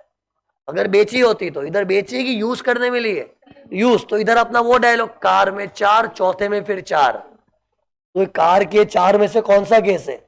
Fully private. तो इसमें कैसा था, डेप्रिशिएशन ले लो, रनिंग एंड मेंटेनेंस एक्सपेंस अगर एम्प्लॉयर भर रहा है तो, ड्राइवर सैलरी अगर एम्प्लॉयर दे रहा है तो इधर तो वो सब कुछ दिया ही नहीं, खाली गाड़ी का कॉस्ट दिया, तो डेप्रिशिएशन ले लो। तो 2 लाख पे कितना डेप्रिशिएशन बनता है? 10% के हिसाब से 20,000, और रनिंग एंड मेंटेनेंस एक्सपेंस वो सब दिया ही नहीं है।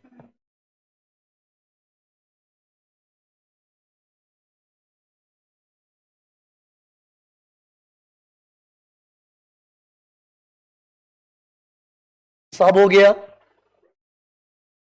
अब इसके बाद घर वाला पॉइंट बचा है ना।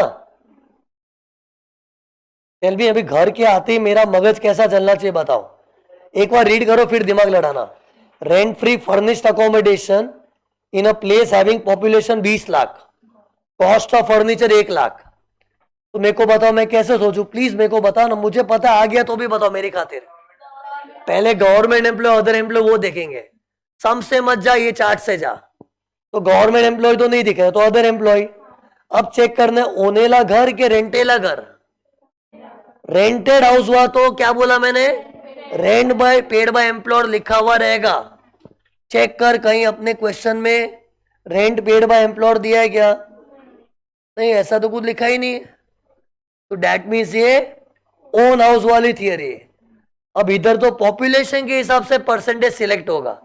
पॉपुलेशन दी है सब में, कितनी है, 20 लाख की आबादी है उस शहर में, और 20 लाख की आबादी का रूल क्या था बता, 7.5% लेने का। तब नॉलेज होना चाहिए, तो सम सिंपल है। तो 7.5%, लेकिन 7.5% अब बड़ा बक्कम। फिर फर्नीचर का वो 10% डेप्रिशिएशन जोड़ेंगे, फिर बॉस कुछ मांगता है तो लेस कर देंगे। लेकिन इस सब में कुछ बॉस मांग नहीं रहा है, उल्टे का पता है सब में क्या लिखा है, रेंट फ्री, फ्री कर दिया, चल फ्री में दिया, पूरा फ्री। तो बॉस मांग नहीं रहा है कुछ। तो टेल मी इसका कैसे करूं। पहले तो मेन स्टेटमेंट में ऐसे लिखो, वैल्यू ऑफ हाउस, और इधर खाली जगह छोड़ दो।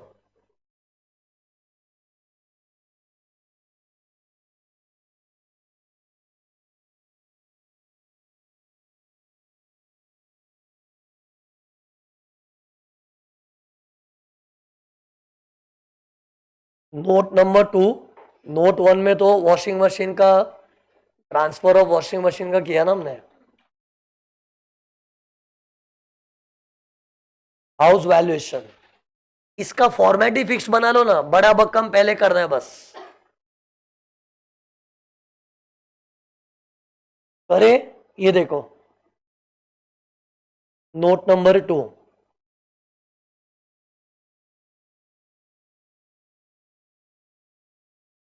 उड़ती रहो, बहुत कुछ करना है, जल्दी कम ऑन।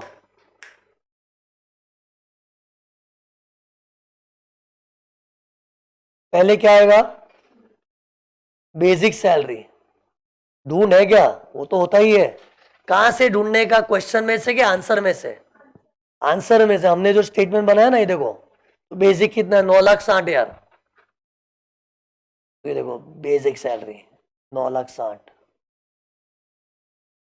फिर बड़ा बक्कम में डी क्या था, डीए इन टर्म्स था ना, डीए था ना, लेकिन नॉट इन टर्म्स है तो नहीं लेंगे। इधर मैंने बताया था, इधर लॉ में कुछ गड़बड़ है। लॉजिकली तो दोनों प्रकार के डीए लेने चाहिए, क्यों बड़ा बक्कम में हम लोग नहीं नहीं करके सब तो ले रहे, परक्यूजिट्स को छोड़ रहे ना खाली यार। तो डीए का भी in terms not in terms का नाटक होना ही नहीं चाहिए था। अरे बता दो, there is a flaw in the law, dialogue भी मारा था ऐसा मैंने। लेकिन जाने दो, अपने तो लॉ को जैसा बोला इन टर्म्स वाला लेना है, नॉट इन टर्म्स वाला नहीं लेना है, तो इसको नहीं लेना है। तो नहीं लेना, तो देखो मैंने क्या किया है, डैश। फिर बड़ा बक्का में ए क्या है, अदर टैक्सेबल अलाउंस। आओ मेरी मदद करो, क्वेश्चन में ढूंढ के बताओ, अलाउंसेस कहीं है, होता तो दिखता है ना, ऐसे खोजने का, नहीं खोजने पे नहीं मिला तो डैश मार दो। फिर बड़ा बक्कम में बी क्या है, बोनस। बोनस है मेरे सब में, है ही नहीं, इतने में से तो ढूंढना है, ढूंढ ढूंढ के लिखो।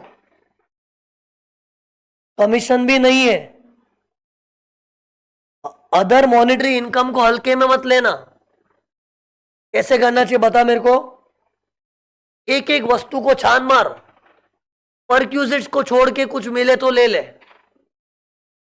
बता, करो ना मेरी मदद। बेसिक सैलरी तो ले चुका, डीए का भी सोच लिया हमने, इंटरेस्ट बेनिफिट परक्यूजिट है, वो बड़ा बक्कम में नहीं लेते।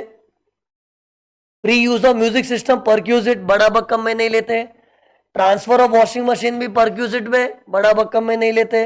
Free use of laptop, free use of car perquisite है, बड़ा बक्कम में नहीं लेते। अरे बड़ा बक्कम में सब ले सकते परक्यूजिट्स के अलावा, तो फिर कुछ है ही नहीं लेने के लिए। तो ऐसा शांति से पूरा चेक करने का संतुष्टि होनी चाहिए मन में। फिर जाके इधर डैश कर दो, ये देखो अब मारो टोटल 9,60,000। फिर अरे इधर रेंटेला घर के ओनेला घर है, ओनेला और ओन हाउस में या 5 या 7.5 या 10 पॉपुलेशन पे डिपेंड करता है। तो हम लोग ने 7.5% सोच लिया ना पहले ही, तो 72,000। फिर फर्नीचर है क्या घर में, देख ये रहा घर, इसका फर्नीचर के साथ घर मिला है ना, तो फर्नीचर का क्या करते हैं 10% डेप्रिसिएशन पकड़ लो। ओरिजिनल कॉस्ट 1 लाख है तो 10% कितना आया 10,000। अब ये भी देखो बॉस कुछ मांग वांग रहा है क्या अपने से, नहीं मांग वांग तो नहीं रहा है, बॉस मांगता नहीं है, नहीं मांग रहा है कुछ। 82,000 आ गया, ये हाउस की वैल्यू आ गई। ये दो इसको बिठा दिया इधर, कर दो टोटलिंग वोटलिंग सब, मेरा हो गया सॉल्व 1191,500 डन। Final answer 1141,500। ये क्वेश्चन देखो, कभी कभी क्वेश्चन में ना ऐसा कुछ दिया होता है, पढ़ो थोड़ा विचित्र दिख रहा है कुछ। 20,000 है, फिर एक डैश है, फिर क्या है 500, फिर एक डैश है, फिर 21,500, फिर एक डैश, फिर 400, फिर ये बड़ी बड़ी कंपनियों में कॉमन सिस्टम है। इसको पता है क्या बोलते हैं, पे स्केल। अब ये क्यों दिया, इसका क्या करना है, ये मेरी नेक्स्ट एक्सप्लेनेशन है। ओके, तो एक काम करते डायरेक्ट सम के थ्रू ही करवाता हूं ये चीज अपने क्वेश्चन में, क्वेश्चन 13 में। तो कीप क्वेश्चन 13 रेडी। सॉल्व नहीं करना, इसको सॉल्व करना चालू मत करो, एक और मेरे को स्टार्टिंग में सिखाना पड़ेगा, फिर सॉल्व करते 2 मिनट में हो जाएगा, छोटू सा समय यार। तो सी पहले तो है ना, ये जो इंफॉर्मेशन दी है ना, इसको मैंने क्या बोला, क्या बोलते हैं, बोलो मुंह से बोल के बताओ, पे स्केल। क्या बोलते हैं, पे स्केल, या फिर ऐसा ही बोलते हैं सैलरी का ग्रेड है, ग्रेड। पता है ये इंफॉर्मेशन क्यों दी है, बेसिक सैलरी फाइंड आउट करने के लिए। जरा गौर से देख, क्वेश्चन में कहीं पर भी बेसिक सैलरी नहीं है, और ऐसा तो हो ही नहीं सकता, हर सम में बेसिक सैलरी तो होना ही चाहिए। इधर नहीं दिया है क्योंकि ढूंढना पड़ेगा, ढूंढ के बताओ। ये देख पहले तो ये जो लिखा है ना इधर, इस सेम चीज को मैंने कॉपी किया अगले पेज पे, चेक कर ले, ये रहा सेम ही चीज है, क्वेश्चन में लिखा था। अब पता है इसको कैसे रीड करते हैं, शुरुआत में जो नंबर दिया है ना, ये उसका सैलरी था at the time of joining, उसकी जब नौकरी लगी थी ना, उस वक्त उसकी पगार थी 20,000 पर मंथ। पर मंथ लिखा नहीं है, लेकिन पर मंथ ही होता है, सैलरी का नेचर पर मंथ होता है। जैसे तुम्हारी मेरे यहाँ पे जॉब लग जाए तो तुम्हारा मैं सैलरी बोलूंगा, तेरा 6,000 सैलरी होगा, तो अंडरस्टूड है ना, पर मंथ यार। ऐसा बोलेगा थोड़ी, कंपनी वाले क्या बोलेंगे, तुमको 12,000 की पगार पे रख रहे, तो 12,000 पर मंथ ही होता है ना। ये क्यों बोल रहा, क्योंकि बच्चे क्या बोल रहे, सर इधर कहाँ लिखा है पर मंथ। अरे सैलरी का बात करने का स्टाइल पर मंथ ही होता है ना यार। लेकिन ये 20,000 उसका पर मंथ कब का है, ज्वाइनिंग के टाइम। तो ये देख क्वेश्चन में जरा, इसने नौकरी कब ज्वाइन की थी, 1 जुलाई 2020। लेकिन अब टेंशन क्या है, अपने को 2020 की सैलरी जान के इंटरेस्ट नहीं है, हम लोग स्टेटमेंट बता 25-26 का बना रहे, तो मेरे को 25-26 की सैलरी चाहिए, तो बताऊंगा। ये देखो ये कब का था, at the time of joining. फिर ये जो बीच बीच में नंबर दिए ना, ये उसका इंक्रीमेंट है। पगार बढ़ती है ना, और पगार कैसे हर दिन बढ़ती है, हर महीने बढ़ती है, एक साल के बाद, एक साल के बाद। सी कुछ कॉमन सेंस होना चाहिए। ऑब्वियसली तुम कहीं पर भी जॉब करोगे, पूरा एक साल खत्म होगा फिर इंक्रीमेंट आता है ना, तो अगले साल उसका पगार कितना हो जाएगा, गेस करो।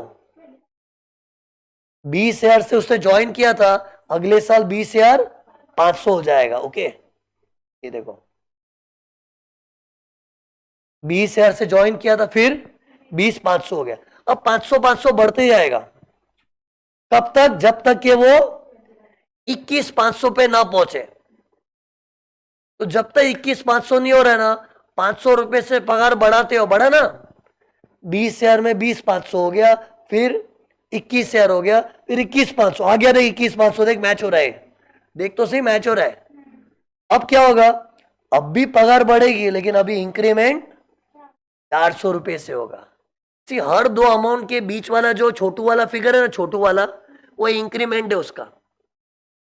ओके, तो टेल मी अभी 21,500 के बाद उसकी अगली पगार क्या होगी। अरे 21,500 इधर है ना, तो उसका अगली पगार में 400 रुपया बढ़ा दो, तो 21,900, फिर और 400 बढ़ाओ, 22,300, फिर ऐसे 400 400 बढ़ते बढ़ते जब तक कि वो 23,100 पे नहीं आ जाए ना, 400 रुपए से बढ़ोतरी होगी। उसी, ये उसका स्टार्ट था, ये टर्निंग पॉइंट है, ये सब टर्निंग पॉइंट्स है, और बीच में जो छोटू छोटू नंबर है वो उसका इंक्रीमेंट्स है। टेल मी, एक बार उसकी पगार 23,100 होगी, फिर क्या, फिर कंपनी पगार बढ़ाएगी नहीं, बढ़ाएगी, फिर कंपनी वाले नया पे स्केल बनाएंगे। अरे बाद में कंपनी वाले सोच के नया पे स्केल बनाएंगे, लेकिन सी एक्चुअली ये सब क्यों होता है मालूम है, ये तो बॉस लोग वाले फ्रस्ट्रेट हो जाते हैं। आए दिन कोई ना कोई एम्प्लॉय बोलते हैं, बॉस पगार बढ़ाओ ना, पगार बढ़ाओ ना, पगार बढ़ाओ ना। तो बॉस ने ना पहले से तेरे इतने सालों का पगार फिक्स कर दिया है, अब हर साल मच मच नहीं चाहिए। अरे तेरी कितने सालों की पगार फिक्स होगी यार, इतने सारे सालों का पगार फिक्स कर दिया। अब उसको बोलेंगे नौकरी करते करते जब तू 23,100 पे पहुंचेगा ना, तब मेरे पास आ, तेरा परफॉर्मेंस अच्छा लगा ना तो तेरा मस्त पे स्केल बनाएंगे, लेकिन अभी के लिए तेरा यहां तक का सैलरी फिक्स। अब अपने को करना क्या इससे, अपना मिशन क्या है। अरे अपने को 26 का सैलरी चाहिए। वो भी लफड़ा क्या मालूम, अपना ईयर 1 अप्रैल 25 से चालू होता है, खत्म को होता है 31 मार्च 26। अपना स्टेटमेंट अप्रैल टू मार्च है, लेकिन कंपनी वाला इंक्रीमेंट कैसे देगा, हर जुलाई में देगा। वो इस सम में सी, वो तो तेरा जो ज्वाइनिंग डेट है वो हिसाब से इंक्रीमेंट होगा ना। अपने पे लेके तुम भी कोई कंपनी में 1 जुलाई को ज्वाइन किए, तो अगला इंक्रीमेंट कब होगा, जुलाई। तो तुमको तो इंक्रीमेंट जुलाई जुलाई मिलेगा, लेकिन अपने को स्टेटमेंट जुलाई बुलाई के हिसाब से बनाने की, अप्रैल टू मार्च, अप्रैल टू मार्च। तो अभी बुद्धि लड़ाओ, अब आगे नहीं बोलूंगा, अभी तुम लोग ट्राई करो थोड़ा। अरे मैं रुक जाऊंगा, तुम लोग खुद आंसर निकालो, मजा आएगा ना यार। मैंने तुमको अपना लक्ष्य बता दिया। लक्ष्य क्या है, 1 अप्रैल 25 से लेके 31 मार्च 26 का सैलरी निकाल के बताओ। इतना हिंट दे दे, तो ये देखो क्या देखा, उसकी स्टार्टिंग सैलरी क्या थी, 20,000, लेकिन वो कब था, ज्वाइनिंग डेट। प्लीज तुम लोग को बताओ ना, 1 जुलाई 20 कहां समझा कि नहीं, नहीं तो आधे लोग उधर ही घूम जाएंगे। क्वेश्चन में दिया है डेट ऑफ ज्वाइनिंग, और 1 जुलाई को साल खत्म होता है, तो ईयर एंडिंग कब आता है, ईयर एंडिंग दिन पिछला दिन ही होता है, तो 1 जुलाई के पीछे 30 जून। तो बस इतना मैंने क्लू दे दिया, अब तो कर लो, अब तो आंसर आना ही चाहिए। इसे लिख लिख के करो ना, मैंने कैसे लिखा है। अब ये देखो, ये जुलाई से जून हो गया, 2021 था। अभी July to June, July to June, July to June, July to June, July to June, और 20-21 के बाद अगला साल 21-22 बराबर, राइट आंसर आ गया इसका। अगला 22-23, ये तो समझ रहे हैं ना ईयर कैसे बनाया मैंने। जुलाई टू जून रट मत लेना, वो डेट ऑफ ज्वाइनिंग पे डिपेंड करता है। जैसे उसका ज्वाइनिंग डेट 1 जनवरी होता तो Jan to December, Jan to December. और टेल मी, अपने को ऐसे कब तक ईयर बना के रखना है, जब तक कि हमारा 25-26 ना आ जाए। तो ये देखो फिर अभी भी 25-26 आया नहीं है, मैं करते करते 23-24 पे पहुंचा हूं। मुझे 25-26 चाहिए, उसमें भी मेरा 1 अप्रैल 25 की तलाश पे हूं मैं। अपना ईयर 1 अप्रैल 25 से चालू होता है ना। अरे भूल गए तुम लोग, स्टेटमेंट स्टार्ट फ्रॉम 1 अप्रैल। तो ये देखो आ गया, देख देख, इसी के अंदर साडा अप्रैल है। साडा वाला अप्रैल कौन सा वाला है? अप्रैल तो हर साल आता है। साडा अप्रैल कौन सा है? अप्रैल 2025। ये देख इधर ही किधर है, ये जून 25 है। जून के पहले होता मई, उसके पहले अप्रैल। मिल गया, इधर मिल गया, मुझे तो मिल गया। लेकिन ये तो जून में खत्म हो रहा है और साडा ईयर मार्च 26 में खत्म होता है, तो एक और लेना पड़ेगा।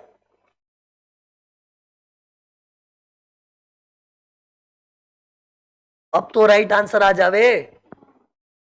तो टेल मी, मेरी रुचि इसमें है और इसमें है, क्योंकि हमारा जो ईयर है ना अप्रैल 2025 से मार्च 26, वो इसी के अंदर बैठ रहा है।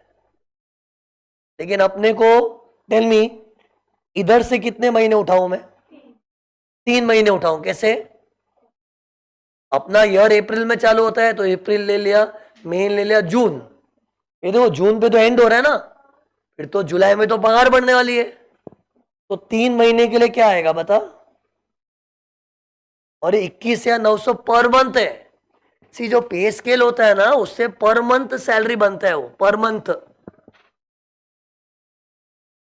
3 महीना समझाना कैसे है?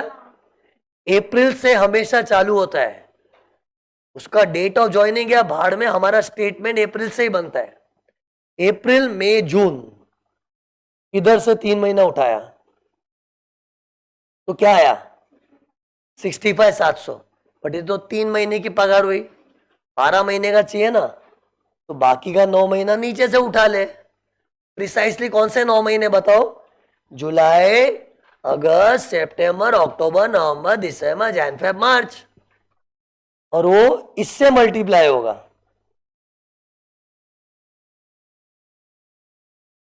सी इसमें खाली सीलिंग मिस्टेक का ही लफड़ा होता है। तो आंसर क्या आया? 226,400, सॉरी क्या बोल रहा हूं यार, 266,400, 266,400। इसको तुम लोग टाइमलाइन के फॉर्म में व्यू करना चाहते हो ना, तो भी देख सकते हो। अरे मैंने ऐसे एक्स्ट्रा बनाए, कोई कोई लोग को क्या अलग स्टाइल में समझता है ना। अरे इधर इतना क्लियर है ना कि अप्रैल से मार्च का मेजरमेंट हो रहा है, और उसमें हर जुलाई अपनी पगार बढ़ती है, तो जुलाई तक जूना पगार, उसके बाद नवा पगार। ऐसे भी कर सकते, ये बनाना कोई जरूरी नहीं है। मैंने ऐसे एक्स्ट्रा बनाया, सबका अलग अलग अंडरस्टैंडिंग का तरीका होता है ना, इसलिए इतना है कि अपने को ये ईयर तो ज्वाइनिंग से बनेगा, लेकिन अपना स्टेटमेंट भाड़ में का ज्वाइनिंग अप्रैल से मार्च ही बनेगा। ओके बताओ, क्वेश्चन में ऐसा दिया होता उसका ज्वाइनिंग 1 जैन को था, तो अपने ये जो सारे कैसे बनाएंगे? Jan to December, Jan to December, Jan to December, Jan to December. लेकिन स्टेटमेंट के अंदर तो अप्रैल से मार्च बनाना है। और थोड़ा ध्यान से देखना, अपने को खाली अपना अप्रैल 2025 खोजना है। वो जैसे ही मिले फिर तो क्या है, इधर मिलता ही अपने 3 महीने पकड़ लिए, अप्रैल में जून। करो ये सॉल्व, ये वर्किंग नोट है। ये देखो अपना आंसर में तो मेन स्टेटमेंट बनाना है। चालू कर दो, सम सॉल्व करना, फटफट खत्म करो, ये छोटा ही सम है। ये आंसर है अपना, और आंसर के पीछे मैंने ये पीछे वर्किंग नोट रखी है।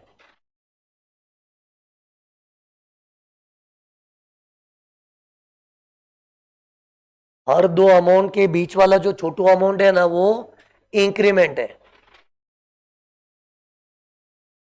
इधर तुम लोग फील किया, कंपनी भी शानी है, पहले तो 500 से पगार बढ़ाती थी, बाद में 400 से बढ़ा रही है। ऐसे ही होता है, स्टैग्नेशन आ जाता है ना एक लेवल के बाद यार।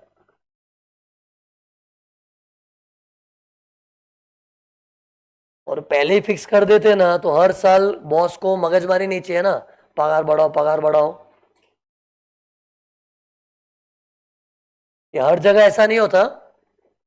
जैसे मेरे यहाँ पे तो कोई ज्वाइन करता है ना, तो उसका ज्वाइनिंग के टाइम एक सैलरी नक्की हो जाता है, अगले साल का अगले साल देखेंगे। हाँ, बड़ी बड़ी कंपनियां होती है, वो लोग क्या है, इतने लाखों एम्प्लॉय से डील करती है ना, तो वो लोग पहले से स्केल बता दे, तुम्हारा ये स्केल है।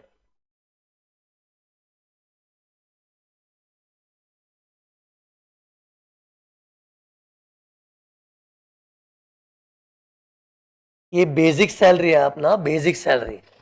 इस वर्किंग नोट का नाम क्या देंगे? Basic salary. ये बेसिक सैलरी कैलकुलेशन का वर्किंग नोट था, बेसिक सैलरी।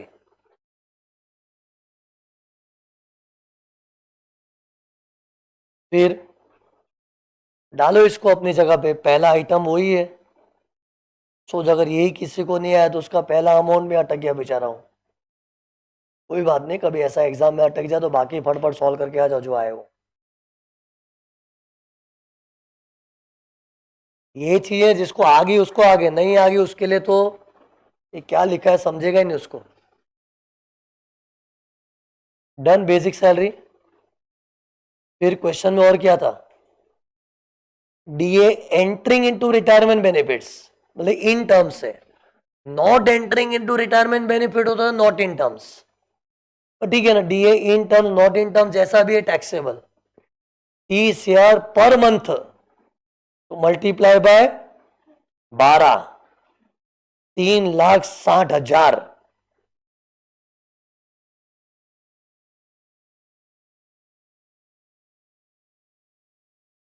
फिर सेल ऑफ फर्नीचर कॉस्टिंग 20 और 5,000। और ये पता है क्या, बॉस ने एक फर्नीचर 20,000 का तेरे को 5,000 में दे दिया। ये सम क्या थोड़ा मैंने बनाया, नहीं तो एग्जाम में क्या पूरी कहानी बताते कि बॉस ने फर्नीचर एम्प्लॉय को बेचा। इधर में खाली पॉइंट ले, सेल ऑफ फर्नीचर कौन किसको बेचा, इतना इन लोग सम में थोड़ा ज्यादा डिटेल में देते। तो कौन किसको बेचा? बॉस एम्प्लॉय को बेचा। तो टेल मी इधर कौन सी थियरी लगेगी अपनी? ये ट्रांसफर मूवेबल एसेट वाली ना। तो अभी क्या सोचना है, कंप्यूटर बेचा है, कार के अदर एसेट? फर्नीचर लिखा था, फर्नीचर तो अदर एसेट। और अदर एसेट में क्या करते? स्ट्रेट लाइन मेथड से डब्ल्यूडीवी निकालते। लेकिन अभी अपने को टेंशन क्या है इस क्वेश्चन में, कितने साल का डेप्रिसिएशन काटू दिया ही नहीं है। जैसे सी मैंने तो तुमको ऐसे मालूम है बोला था, परचेज की डेट को पकड़ो, तब से पूरे पूरे साल गिनो, अधूरे साल को मत गिनो, बोला था ना। लेकिन क्वेश्चन में ये दिया ही नहीं है। क्या नहीं दिया है? क्या नहीं दिया है बोल? फर्नीचर कब खरीदा, एम्प्लॉय को कब बेचा। तो ऐसे पता है क्या अज्यूम करना चाहिए, देख, ताजा ताजा मार्केट से फर्नीचर लेके अब भी खरीद के अब भी बेचा, खरीदा भी अब भी, बेचा भी अब भी, इसी साल में। अपना ईयर कौन सा एग्जाम में? 25-26। तो ऐसा मानो 25-26 में फर्नीचर लेके खरीद के दे दिया। जैसे हो सकता है एम्प्लॉय रोज बोलता था मेरे घर पे डाइनिंग टेबल नहीं है, बॉस डाइनिंग टेबल नहीं है, दिला दो ना मेरे को, दिला दो ना। तो बॉस ने 20,000 का डाइनिंग टेबल खरीदा, बोला चल तेरे को 5,000 में दे रहा हूं, पॉकेट में नहीं है, 5,000 में दे रहा हूं। तो एम्प्लॉय को तो मजा आया ना, कितने का मजा? 15,000। और वैसे भी कोई ब्रांड न्यू चीज देते हैं ना तो उसका कॉस्ट ही डब्ल्यूडीवी होता है। सी जूनी घिसी हुई चीज तेरे को बेचेगा ना बॉस, तो उसका घिसा हुआ डब्ल्यूडीवी भी निकालते हैं। ये देख के ऐसा लगता है कि ताजा ताजा ब्रांड न्यू फर्नीचर लिया और तेरे को 5,000 में दे दिया।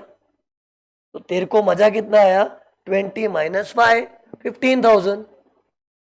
ये ज्यादा सिंपल है, लेकिन ज्यादा सिंपल में लोग ज्यादा अटक जाते हैं, तो अपने मैकेनिकली वो ढूंढने की तलाश में ना WDV।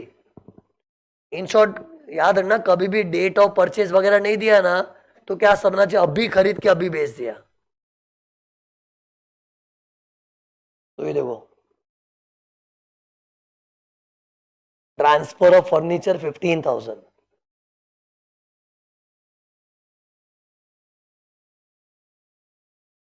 फिर free servants act is residence. Free मतलब परक्यूजिट्स। टेल मी, ये परक्यूजिट मैंने कम लाइट के अंदर कहीं तुम्हें पढ़ा है? नहीं। और जो चीज मैंने तुमको मेरे थियरी में नहीं पढ़ाई है, तो ज्यादा सोचो मत। टैक्सेबल, और टैक्सेबल है तो क्या करना है? आउटर कॉलम में कॉपी कर दो। अरे मैंने परक्यूजिट्स का मोटा मोटी सब थियरी खत्म ही कर दिया है, और हमारे डिस्कशन में तो कभी आया नहीं। तो ऐसे तो कुछ भी नया नया एग्जाम में आ गया तो taxable.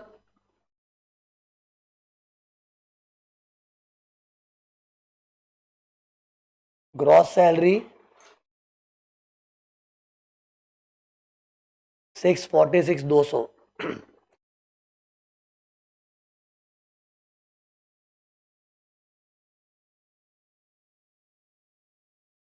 596, 200 is the final answer.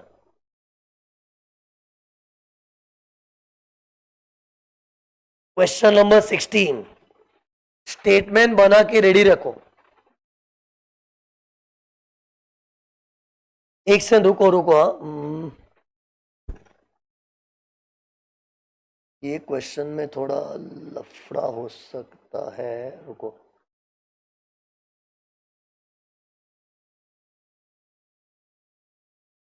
वो नहीं करा रहा हूं मैं, क्योंकि सी, वो जो क्वेश्चन नंबर 16 है ना, उसमें मैंने बोला ना, अभी क्या बोला, परक्यूजिट वैल्यूएशन हाउस का है ना, उससे रिलेटेड कुछ एक अच्छा पॉइंट है बताना बाकी है, वो है। और एक चीज है इधर, मतलब दो टेढ़ी मेढ़ी चीज आ जाएगी इससे, और अभी अपने पास जो टाइम है ना, वो हिसाब से इस सम को छेड़ना तो रिस्की है। और ये सम बिगाड़ना नहीं, अच्छा सम है। May 25 का RTP था ना, उसका क्वेश्चन है। May 25 के RTP से उठाया, मुझे सम पसंद आया, इसे ले लिया इसमें। ओके, तो इसको मैं नेक्स्ट लेक्चर ही लेता हूं।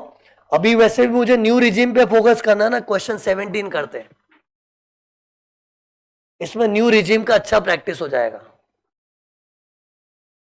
एक काम करो ना, स्टेटमेंट बना के रेडी रखो, एक एक करके साथ में इफेक्ट देते आएंगे।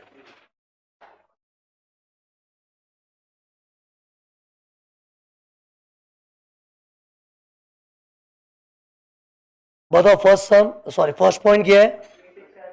अरे पहले ये रीड किया, क्वेश्चन में लिखा है एज पर न्यू रिजीम, ऐसा लिखा हुआ आएगा, लिखना ही पड़ेगा। Tell me basic salary, tell me new regime के सम में कब कब अलर्ट रहना है?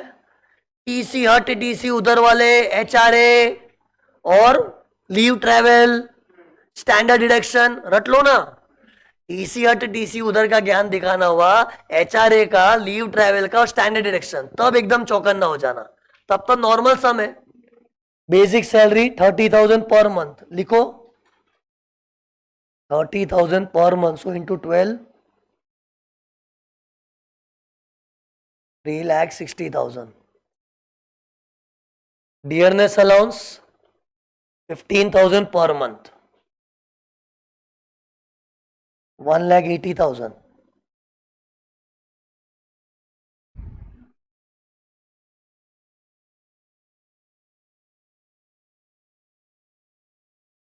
फिर ये देखो, देखो ना मैं कुछ कर रहा हूं सब में, अंडरलाइन अलाउंस।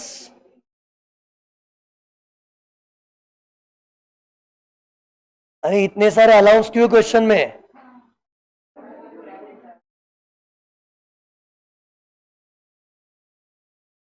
अरे इतने सारे अलाउंस क्यों लिए सब में? क्योंकि अलाउंस में ही तो सब लफड़ा है न्यू रिजीम में। टेल मी मेडिकल अलाउंस का क्या करना है? टैक्सेबल, ये तो वैसे भी टैक्सेबल है, 1,600 पर मंथ।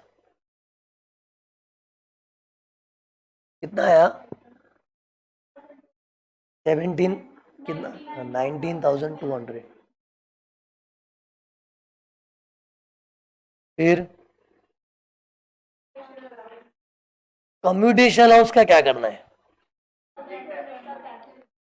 सी न्यू रिजीम में कोई भी अलाउंस एग्जाम नहीं होगा, लेकिन टीसीडीसी का एग्जामेशन मिलता है ना, और टीसीडीसी में कम्यूटेशन है, लेकिन कम्यूटेशन भी फिजिकली हैंडीकैप्ड एम्प्लॉय को ही मिलता है ना एग्जाम।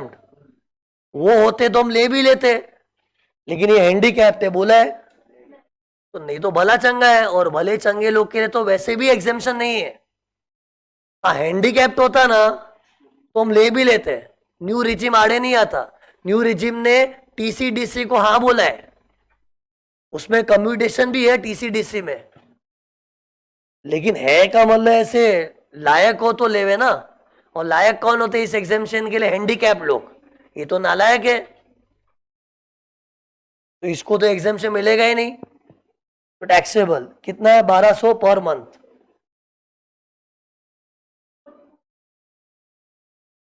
$14,400।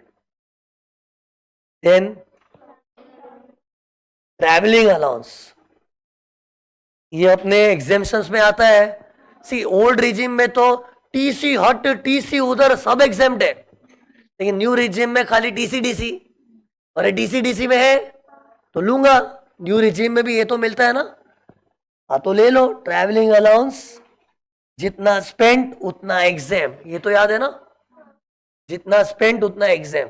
तो पहले अंदर के कॉलम में लिखो, फिर लेस एग्जामेशन का सेक्शन 1014। 1014 गवर्नमेंट ने कंप्लीट मना नहीं किया है, ईसीडीसी ले सकते हैं।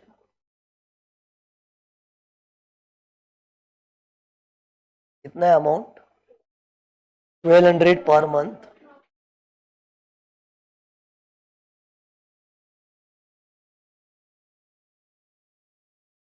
इंटू 12 किया 14,400, फिर लेस एग्जेम्प्ट अंडर सेक्शन 1014।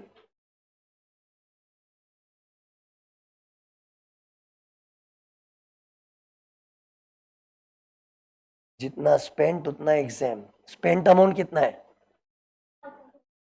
8,000, तो minus 8,000, outer column 6,400। Tell me children education allowance का क्या करना है? ओल्ड रिजिम में तो टीसी हट टीसी उधर में सब एग्जाम्प्ट होता है ना, लेकिन न्यू रिजिम में तो खाली टीसी डीसी। टीसी डीसी में है क्या? नहीं, टैक्सेबल। आगे वाला भी देखो, यूनिफॉर्म अलाउंस टीसी डीसी में है क्या? नहीं, taxable. Helper allowance TC DC में है क्या? बस। अरे जो अपने अभी तक टीसी हट टीसी उधर का इतना मगज खोल के देखते थे ना, इधर अभी मगज को नैरो कर दें, खाली टीसी डीसी को ही मिलेगा।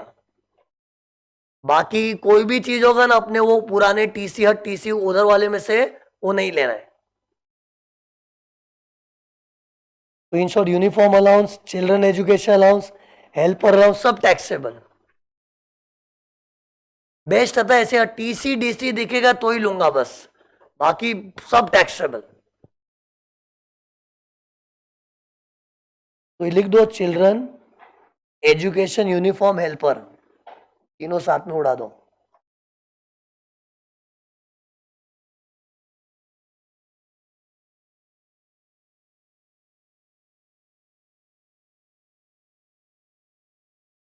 चिल्ड्रन एजुकेशन का अमाउंट 500 पर मंथ पर चाइल्ड इंटू 3 बच्चे।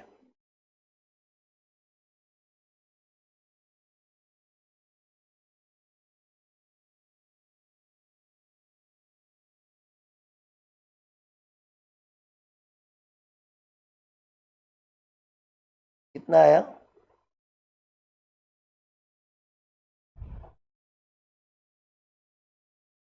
बताओ, मेरे पास कैलकुलेटर नहीं है। 18,000 ना, fully taxable.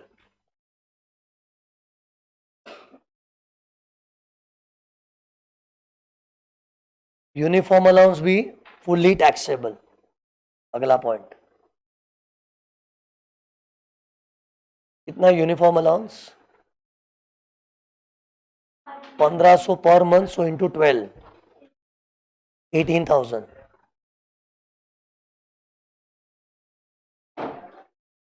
Then helper allowance भी टैक्सेबल. वो ब्रैकेट में स्पेंट वेंट दिया है, उसका काम का नहीं है. ओल्ड रिजीम का होता तो करते ना, जितना स्पेंट उतना एग्जेम. 10,800. फिर व्हाट अबाउट HRA? ये भी टैक्सेबल.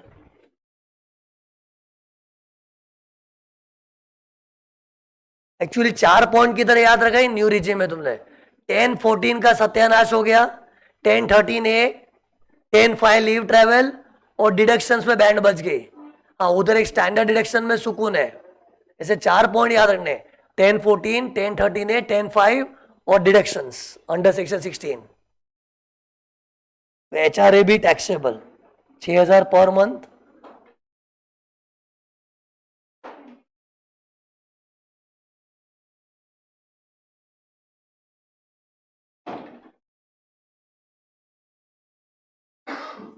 फिर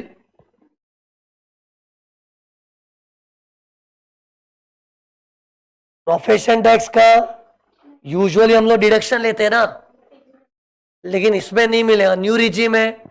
न्यू रिजीम में डिडक्शन की दुकान बंद है. ये देखो गया, वो पेज गया. हाँ, न्यू रिजीम में तो डिडक्शन खाली स्टैंडर्ड डिडक्शन है, वो भी 75,000. तो प्रोफेशन टैक्स तो जाने दो. What about leave travel? इसको भी एग्जेम्पशन नहीं देना लीव ट्रैवल का. सीधा उसको जो मिला है ना 35,000 टैक्सेबल. वो एयर में गया, ट्रेन में गया, भाड़ में गया, जो मिला है फुल्ली टैक्सेबल 35,000.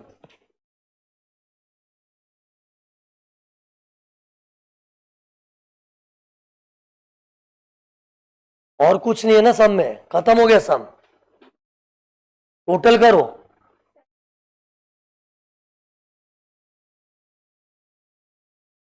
7 lakhs 33,800 ना. ये हो गया अपना gross salary.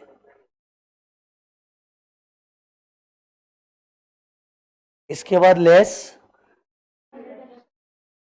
Deduction under section 16.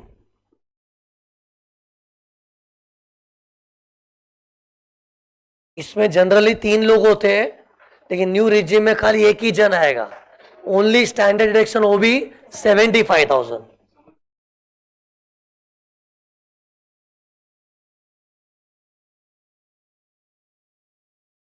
तो आंसर क्या आया?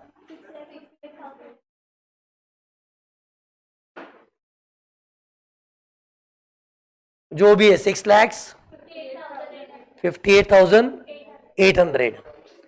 अब ये देखो जल्दी, इधर देखो.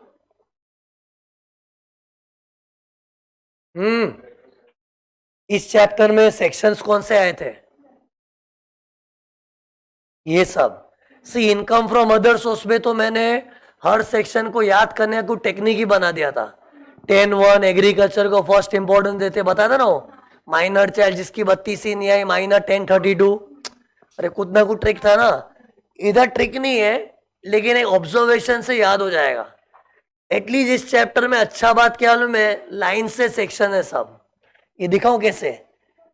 10-10-10-10-10, पहले सब 10-10 से, फिर सब 10-10 के बाद क्या आता है? 11, 12, 13, 14, 15 की जगह 5, फिर 16. 15 में तो वो बैठ गया ना गोल्ड बॉन्ड्स और पॉस्बा इफॉस वाला. तो टेल मी इधर अरे नहीं तो पूरा सीक्वेंस है, खाली 15 ने बीच में गड़बड़ कर दिया. 15 की जगह पे 5.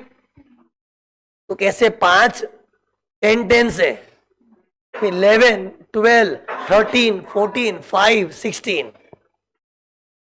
और इधर भी अच्छी बात क्या है, ABCD के फॉर्म में. पहले नो ए, फिर एक ए, फिर 2A, नो ए, एक ए, 2A, फिर B, फिर C. ये तो लाइन में। अब सुनो, इधर का डिटेल भी तो बताओ। ये देखो, gratuity, pension, leave, salary, RC, VRC. क्या था? Gratuity, pension, leave, salary, RC, VRC. ऐसे याद रखो। आरसी वीआरसी क्या होता है? Retrenchment compensation, voluntary retirement compensation, ये सब रिटायरमेंट बेनिफिट्स है। Gratuity, pension, leave, salary, RC, VRC, इतना तो याद करना पड़ेगा ना। पहले नो 10, फिर सॉरी, पहले नो ए, फिर एक ए, फिर दो ए, फिर बी, फिर C. GPL, RC, VRC. Gratuity वो वाला नहीं, gratuity, pension, leave, salary, RC, VRC. फिर ये सब प्रोविडेंट सॉरी रिटायरमेंट बेनिफिट्स है ना। तो रिटायरमेंट बेनिफिट में तो ये लोग भी तो है, एसपीएफ, आरपीएफ। बोले ये सब रिटायरमेंट की लाइन लगी है। इवन प्रोविडेंट फंड भी रिटायरमेंट का है। तो सारे रिटायरमेंट के सेक्शन लाइन में 10-10, 10-10 ए, 10-10 डबल ए, 10-10 बी, 10-10 सी, फिर 10-10 का 11 और 12, 11, 12 का 13। ये तो सबका चाहिए था, याद रहता है। HRA 13A। फिर 10-14 क्या था? टीसी हट, टीसी उधर। और उसमें भी न्यू रिजीम हुआ तो खाली टीसी डीसी। खैर ये तो मैं ऐसे जनरल ओल्ड रिजीम से बता रहा हूं सब। 10-5 क्या था? Leave travel assistance. 10-16 आज ही आया था, स्कॉलरशिप फॉर एम्प्लॉयज चिल्ड्रन। मतलब इतने ही सेक्शन का सफर हुआ था। ये अगर थोड़ा केयरफुली अच्छी तरह लिखोगे ना, एक दो बार भी लिखा तो याद होगा। तुम सोचोगे ऐसे ही बैठे बैठे याद हो जाए तो नहीं होगा, एक दो बार लिखना पड़ेगा अच्छी तरह से, तो याद हो जाएगा।